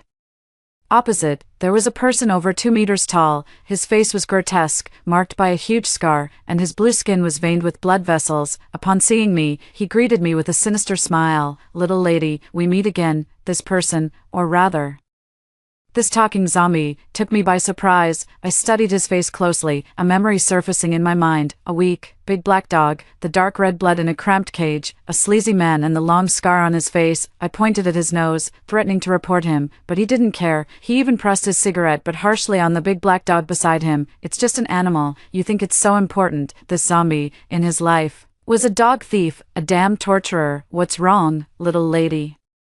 Don't you recognize me?" The man in front of me stood up and slowly walked towards me. The knight made a threatening gesture to protect me, clearly afraid of this man. After all, this man had once kept him in a tiny cage, electrocuted him, whipped him, and left him covered in wounds. The dog leash, as thin as a wire, had left a scar on the knight's neck that took a long time to heal. At that moment, as I looked at the imposing figure of the zombie and considered his ability to speak, I finally understood the meaning behind the 2 balls the knight had shown me. There were 2 zombie kings. From the knight's slightly backward-turned ears, I could tell he was scared. I finally understood why the knight had bitten me in a past life. He must have realized he couldn't beat this man, but in this life, I wouldn't let the knight lose. "Knight, don't be afraid. Now is your time for revenge. He's not human. You can bite him hard. Make him suffer as you once did."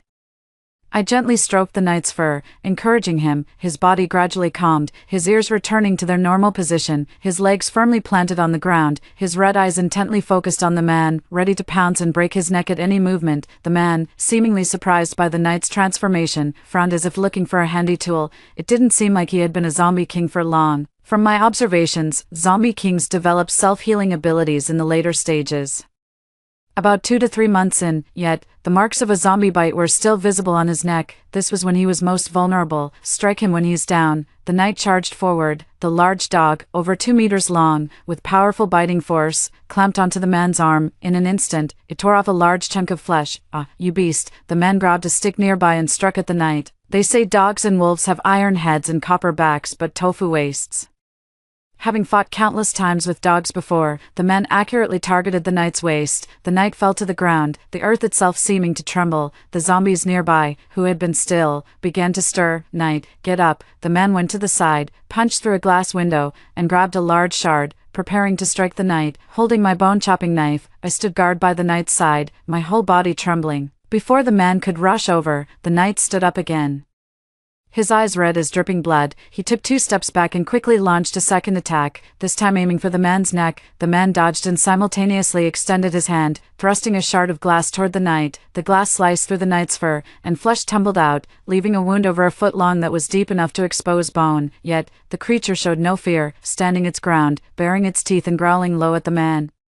It was evident that its legs trembled momentarily. Meanwhile, the zombie king had one of his arms torn off and stumbled backwards 2 steps, his shoulder bone laid bare. A hint of retreat flashed in the man's eyes. He backed up 2 steps and swiftly launched a second attack, this time aiming for the man's neck. The knight narrowly claimed victory. Just as the knight was about to pursue his advantage, the man suddenly commanded his zombies to attack me. The knight had no choice but to stop entangling with the man and rushed over to shield me. Taking advantage of this, the man quickly fled. Before leaving, he glared fiercely at me and the knight, warning, "You wait." Back home, I carefully examined the knight's body, finding no injuries other than the gash. I finally breathed a sigh of relief. I prepared a hearty dinner to aid its recovery and wrapped its wound in gauze, finally allowing myself to relax, but I knew this was not the end.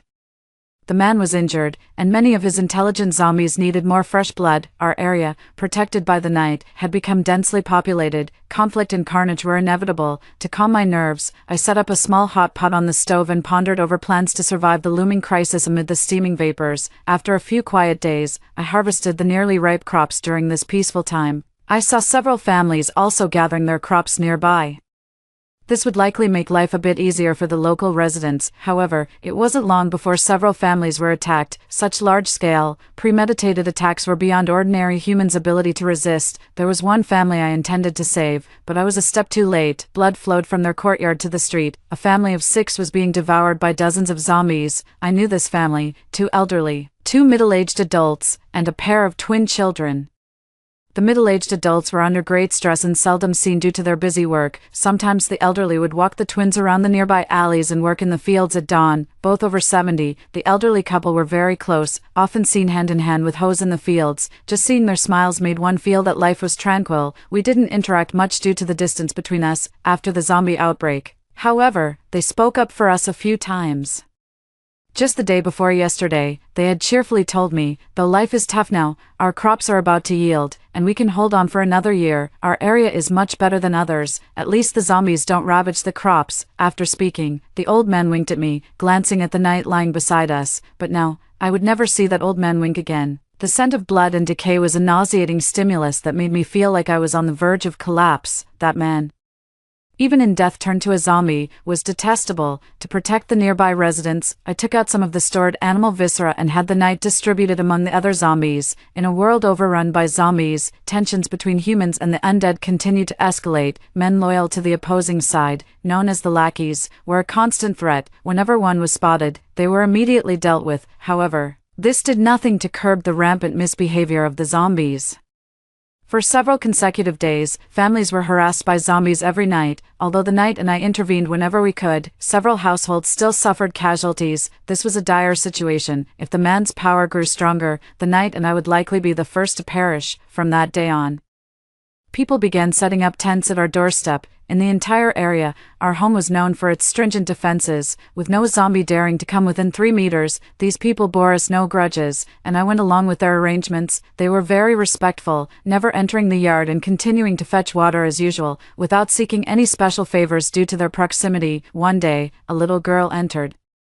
I was eating an ice cream and watching the knight process information gathered by his zombie minions when the man, who lived in a nearby factory about 2 kilometers away, came up in conversation. The knight was almost fully recovered, while the man was likely still injured. I planned a surprise attack with the knight. Suddenly, the knight stood up and let out a warning growl towards the door, drawing my attention to the girl. I want to touch it, she said, astonishing me. Was this little girl really that bold? Yet, she bravely walked forward and gently placed her hand on the knight's forehead. Her parents arrived shortly after and were terrified at the sight, but the girl simply smiled and said, "When I was little, we had a little black dog at home." Her sweet smile even stunned the knight. From that day on, word spread in the neighborhood that the knight did not attack children or their relatives. More people started setting up tents at our doorstep. However, Aunt Valerie next door began to complain. She grumbled about the crowd disrupting her rest, and claimed that harboring a zombie was inviting disaster. But now, no one paid her any mind, letting her rant as she pleased. Her son had been missing for a few days, and I suspected he had left with the man during his last visit. After observing for some time, I realized that Aunt Valerie's son was a rare intelligent zombie. Unexpectedly, after her daytime tirades, Aunt Valerie also disappeared without a trace. As the months passed and the weather began to cool, the zombies became slower and life became easier for the people. The knight had visited the old factory several times looking for the man but never found him. I figured the man must also have developed a self-healing ability. Things were getting complicated. After the last time the knight communicated using 2 balls to indicate the existence of 2 zombie kings. He used apples and oranges to express his fondness for our neighbors. His favorites were apples. One was Oscar, who had once stolen water and now pitched a tent at our doorstep. Just yesterday, he tried to move into my yard, persistently asking to be my brother. To avoid setting a precedent that would allow more people to move into the yard, I refused his request but allowed him to set up his tent right at the front door, giving him free access to the yard.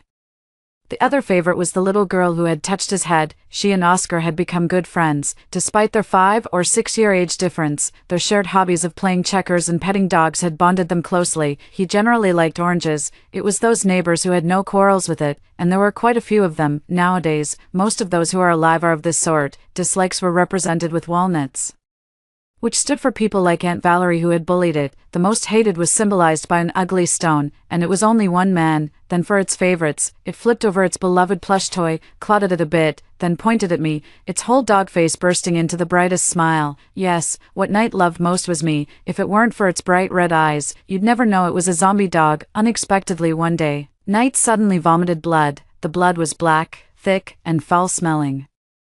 It staggered a few steps, then collapsed to the ground and never got up again. In a panic, I called the neighbors for help, and we carried Knight back inside, placing him in his little dog bed. But Knight lay there without even opening his eyes, occasionally twitching. Could this be poisoning? One of the neighbors, who knew a bit about medicine, asked stutteringly. I was very anxious, not knowing if even the zombie king could be killed by poison. And naturally, no one else could tell me either.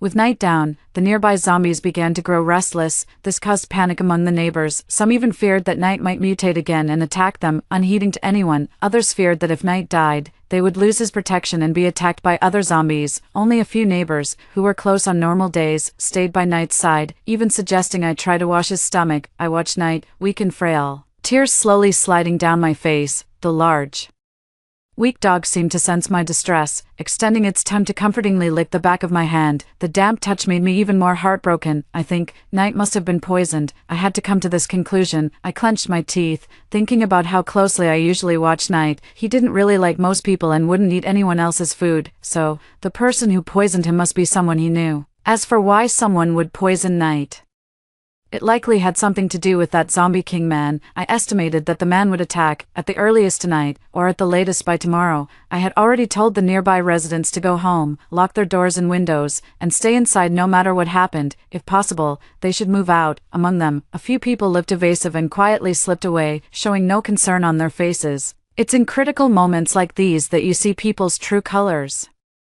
Among these people were those who usually flattered, always praising how handsome Knight was. Knight had saved their lives several times. I sneered inwardly but kept my composure. After all, seeking benefits and avoiding harm is human nature. I gave a signal to Oscar in the crowd, and he immediately ran out, following the few who had left. After a while, Oscar came back, angrily telling me that one of the young men, in his 20s with blonde hair, had taken something and ran off towards the abandoned factory. He must have gone to tip someone off. With this, it was almost certain that the zombie king man had someone poison Knight. I urged the neighbors to leave again. I would stay here, keeping company with Knight. But a middle-aged woman with a pale face, leading her 2-year-old child, tears streaming down his face, he said, "Now, where is there any place left to move to? Yeah. If it weren't for the Knight, we would have been dead by now." Another man chimed in. Following that, more people stood up. "If you ask me, we should band together. We've gathered our crops, and I've got hundreds of pounds stored at home, enough to last until next year. I still have seeds, and I plan to plant wheat when spring comes. There's no way I'm leaving," one declared. "Right, those zombies are slow.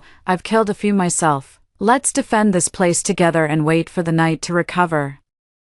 Exactly. I heard on the radio that humanity hasn't been wiped out yet. The authorities have recaptured several major cities, and they're even developing a drug to combat the zombies. We can definitely hold out until the end. The Knight is so strong. Isn't he the king of zombies? He's sure to recover. With the Knight here, we can survive. This isn't just your fight or the Knight's fight. It's a war for all of us nearby. Tears in my eyes, I watched these people, unable to utter a single word. I never expected that at this moment, so many would stand up. I suddenly thought of myself, how I used to be so disliked. Walking the dog on the streets, everyone would steer clear, fearing the dogs were as disliked as I was. Having been an orphan, I was never good at interacting with people, preferring the company of simple animals instead. All along, they labeled me as a weirdo. When the Knight and other dogs were being bullied, I used to dwell on the negatives, even thinking none of the neighbors were good. I always felt that the world wasn't kind enough, that it was unfair to me. But after spending time with these people, I realized there are still kind-hearted people out there, especially after they stopped seeing the Knight with prejudice. They even became someone endearing. After a great deal of internal struggle, I finally lifted my head and looked at the neighbors gathered around me. "I have a plan. You're right. This is a war for all of us. We should unite." That evening, as dusk enveloped the surroundings, noisy footsteps approached. It was the man leading his zombie squad. The zombies dispersed, rushing into the houses around, while the man came straight to my yard. In his hands, he held a wooden stick and a thin pea chain. Seeing me and the Knight, a sinister smile appeared on his purplish face. "What? Not letting your dog bite me now? A dog is just a dog. Animals will never overcome humans." Without a word, I tightened my grip on the bone-chopping knife, sweat slowly dripping from my forehead. This moment, it was my turn to protect the Knight, but the man was incredibly fast. In the blink of an eye, he moved right beside me. His massive head appeared before me, red eyes staring at me, a mocking smile on his lips. "Weren't you threatening to sue me before? But I told you, an animal is just an animal. In the end, they only fined me a bit of money. Didn't do much to me, did they? Now I am the king here. An animal is still no match for me. Isn't it supposed to be loyal and protect its master? Let it come and save you now. The man's arm had regenerated, the muscles on it even more robust. Clearly, he had consumed plenty of people during this time. Night lay beside me, and I stood alone to protect it. You wouldn't know this, but the kings of zombies devouring each other greatly enhances their strength. This beast is definitely going to die today, as the man spoke. He licked his lips. You're not human, you're the real beast. At that moment, I truly despised myself for always being civilized. When it really mattered, all I could think of were words like beast and bastard. Don't worry, the beast will be devouring you shortly. It's been a long time since I've seen such a well-fed human. You seem to be doing quite well. The man licked his lips again and opened his mouth wide at me, in my hand. The machete was just a decoy, in my other hand. I held a small electric baton, turned up to full power. The moment the man lunged to bite, I shoved the electric baton directly into his mouth. The sound of crackling filled the room. I had practiced the movement of swinging my arm all day for this moment. Fast, accurate, and ruthless. Ah, the man screamed loudly, rolling on the ground. He didn't notice the huge dark shadow slowly enveloping him. It was the night. The night stood up. It opened its massive mouth and bit down on the man.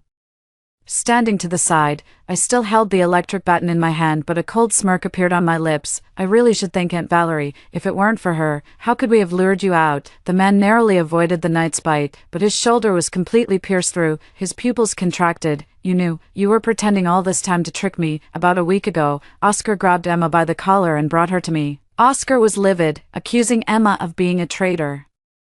I thought it was just a childish disagreement until Oscar mentioned he saw Aunt Valerie talking to Emma. Turns out Aunt Valerie wasn't dead or missing. She was summoned by her somewhat intelligent zombie son to join the man for some pleasures. According to the young girl Emma, Aunt Valerie had started contacting her about 10 days ago, always bringing some candy and fruit and telling her not to mention it to her family. Emma hadn't had sweets or fruits for a long time, so naturally, she didn't tell anyone and just kept stuffing the treats into her mouth. In just a couple of days, Emma was bought over by Aunt Valerie. Oscar found out about Emma's candy and learned about her contact with Aunt Valerie, believing there was something unusual about it, and brought her to me. At that time, I told Oscar not to make a fuss and asked Emma to keep quiet to see what Aunt Valerie was really up to. Sure enough, yesterday Aunt Valerie's true intentions were revealed.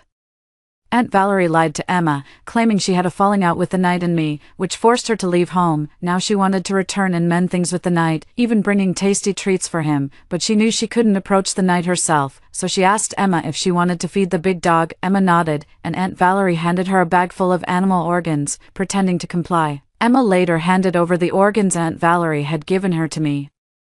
I saw that these organs were all the knight's favorites. I asked Emma, and she said she hadn't told Aunt Valerie what the knight liked, so there must still be a traitor among my neighbors. Upon further inspection of these organs, I immediately discovered they were poisoned. Sometimes, I also get some animal livers to let Emma and Oscar feed the knight. Now, with everyone's supplies running low, knights only eat animal organs, so I never thought someone would actually poison the organs to target them. If it weren't for Oscar's early warning, the innocent little Emma might have been easily deceived. Knowing this, I discussed with the two children to put on a play. Dealing with brainless zombies can be resolved with force, but with Aunt Valerie stirring up trouble, it's inevitable that more humans could be deceived. Human hearts are the hardest to manage, so we pretended that the knight had been poisoned. I placed fake black blood in its mouth in advance and made it simulate convulsions and weakness, causing a minor riot among the zombies at the door, as if they were out of control. At that moment, I decided to use this play to eliminate our adversaries. Sure enough, several families left, and we caught the traitor. Huang Mao. Some might have wanted to save themselves, but others could have been bribed by Aunt Valerie. Then, the knight stood up and bit into a man's head. Flesh flew about as the knight bit off half of the man's head, but it moved quickly and soon left the room. With half a face, bloodied and fierce, he glared at me and the knight beside me. You wait, once I recover, and that detestable woman too. I won't spare her for failing to manage even a simple task, I snorted coldly. Not wanting to deal with him, not intending to let him return today, the zombie king, despite losing half his face, could still move freely, his wounds not even bleeding. The knight rushed forward, engaging in a chase with the adversary. I moved back, retreating into the cellar to avoid causing any trouble for the knight. Inside the cellar, a LCD screen displayed the ongoing battle between the knight and the man. The man, armed with a club and a rope, was formidable and fast, but the knight with its physical advantage and 4 legs, soon pinned the man to the ground. I sat eating chips, zooming in on the man's terrified face on the screen, feeling immensely satisfied. Aren't you going to take care of the other residents? I can let those zombies wildly attack them at my command, and I can also order them to spare them, threatened the man. Seeing the knight ignoring him, the man raised his voice, as if taunting me. You wretched girl. I'll let those zombies devour all the others, not sparing a single one, eating those they can't kill. I always do what I say, but a thin door panel indeed couldn't stop a frenzied army of zombies, yet the man didn't know that his army of zombies had already been defeated, for at every household they reached, there were no people, only bags of blood prepared and hidden in the empty houses lured these scent-driven zombies into a trap. As the zombies entered the prepared houses and started fighting over the blood bags, people used ready nets to trap all the zombies. Then, they were systematically exterminated. This was my plan. The knight and I dealt with the zombie king. The residents used their wits to handle the unruly zombies, and the vulnerable ones hid in Oscar's house. Oscar's house had a cellar similar to mine. Above the cellar, others had placed cars and furniture to provide cover. The zombies wouldn't find them there. Oscar's voice came through the walkie-talkie placed nearby. Sister, we've finished everything on our side. How about you? I looked at the screen, observing a hint of human-like sarcasm in the knight's eyes as he slightly curled his lips. Almost done. As I finished speaking, the knight opened his mouth and bit down on the man's head. In one swift motion, I couldn't help but turn my head away, not wanting to watch the knight eat like this. Even though this zombie king was highly beneficial, it was still disgusting. I had already decided that later, I would make the knight eat some animal organs to cleanse its mouth and then brush its teeth. What I didn't expect was that the knight didn't continue eating the man's corpse. Instead, it threw the body into a nearby area designated for processing zombie remains. Seemingly disgusted, when it came back, it wagged its tail vigorously at me, its eyes shining brightly, like a silly little dog seeking praise. I took out the snacks I had prepared earlier from the windowsill and fed them to him, package by package. You worked hard today, and just like that, the crisis was averted. Everyone was overjoyed. Unexpectedly, Aunt Valerie died, killed by her own zombie son. Aunt Valerie's son, perhaps due to a mutation that gave him higher intelligence, had survived several attacks, but suddenly, he went mad, his eyes blood red, running wildly without care, ignoring even the loss of an arm and a leg injury. After he ran out, he rampaged through the streets as if searching for something, until he saw Aunt Valerie, who was hiding behind my yard, watching the commotion at my house. The zombie son approached Aunt Valerie quietly and pounced on her in an instant. By the time someone got there, they found Aunt Valerie with her abdomen ripped open, lying dead in a corner, her blood pooled around her. Hearing this news, I was silent for a long time. I remembered what the zombie king had said, that he wouldn't spare Aunt Valerie, so it must have been him who, while in the yard, ordered Aunt Valerie's zombie son to attack her. Even though this acted as my revenge, for some reason, I couldn't feel happy about it. Aunt Valerie's zombie son was dealt with by the people, and Aunt Valerie herself was sent to a central facility for cremation along with other zombie bodies, the remaining obedient zombies, just like when the zombie virus first broke out, came to my yard and paid homage to the knight, but this time, they were more respectful, some even trembling slightly. The knight stood proudly in the center of the yard, his dark, shiny fur making him look quite impressive. From that day on, our neighborhood became a paradise. Humans and zombies coexisted for the first time under the knight's leadership. Residents could farm and breed livestock, and the animal organs would be fed to the nearby zombies. One auntie always went to the nearby mountains to catch rabbits and pheasants to raise, and after fattening the rabbits, she fed them to a little girl zombie nearby. Every time, she watched the little zombie girl eat with anticipation. What if one day, our country really develops a cure for the zombie virus? My daughter could come back. When the first snow of winter fell, all the zombies disappeared. We searched for a long time and finally found them in an abandoned building.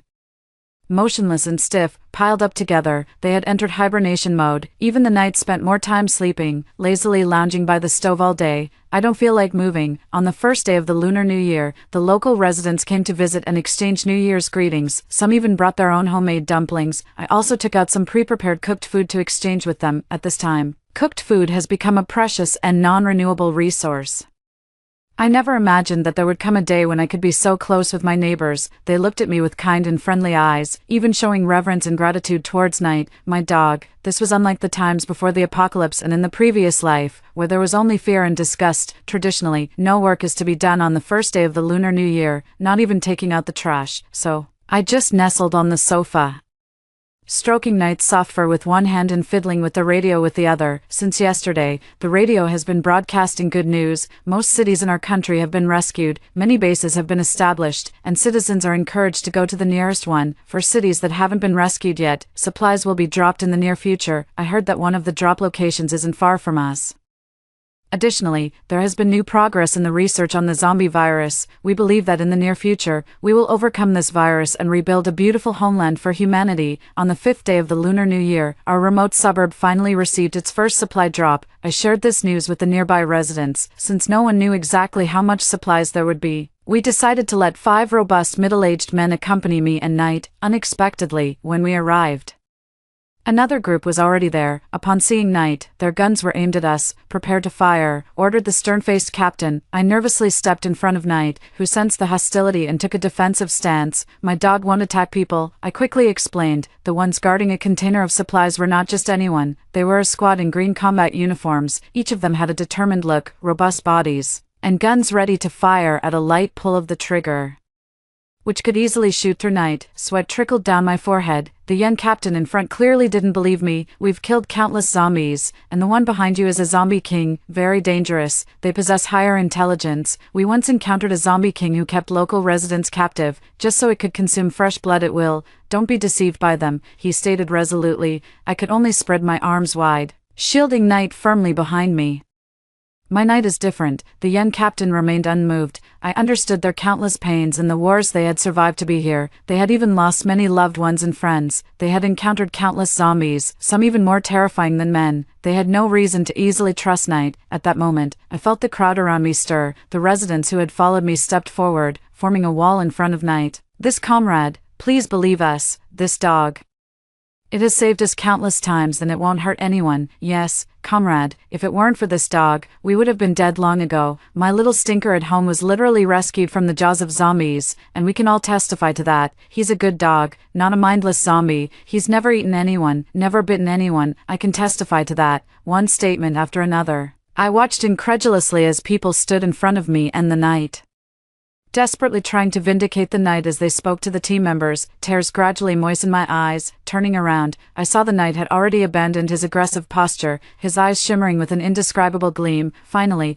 the squad members lowered their guns. The young captain approached the Knight. I quickly urged the Knight to lower his head, presenting his big, soft, shiny black head to the captain's hands. The captain gently stroked the Knight's ears, his mouth agape in surprise. "This is a miracle." Soon, the story of me, the Knight, and the local residents caught the attention of the authorities. At first, no one believed there really was a zombie king who had never harmed anyone and had even saved an entire region's population. But when officials came to investigate, all the residents became witnesses. The quiet, gentle Knight, with love in his eyes, stood before them as living proof. Our entire region was then relocated to a base. They needed the Knight, a tremendous workforce, to help build the base. Carrying supplies and deterring nearby zombies became the Knight's job. Of course, animal innards kept him fed. Thanks to the Knight, as his family, I managed to live quite comfortably within the base. Meanwhile, a vaccine against the zombie virus was successfully developed. I registered the Knight for it. It was a bright and sunny day, the weather was warming up, and zombies had been eliminated in most parts of the country. For the few remaining, the officials had decided to administer the vaccine. The Knight was among the first to receive the injection. He lay obediently in a stark white room. A doctor injected the red vaccine into his body. I stood by, constantly comforting him. "Knight, no matter what happens, you must pull through," I said. Nearby residents, having heard the news, stood outside the room, worried. The Knight gently licked the back of my hand, his red eyes fixed on me. He placed his favorite ball in my palm and nudged it with his nose. I understood he was saying I was as dear to him as the ball. "His favorite thing. Knight, you're my favorite too," I whispered as I gently hugged his neck. The reaction to the vaccine was milder than expected. The Knight just slept for a while. When he opened his eyes, the blood red had faded, replaced by normal dark eyes. Officials came to take blood samples for testing, and all his indicators were completely normal. Ironically, his body size couldn't return to normal. Looking at this huge dog, I worried about the amount of dog food he would need every day. Now that we no longer needed the Knight to chase away zombies, I wondered if his secure position with the officials was still secure. On the summer solstice, the last zombie in the world was successfully turned back into a human after receiving the official vaccine. Humanity had finally defeated the zombie virus.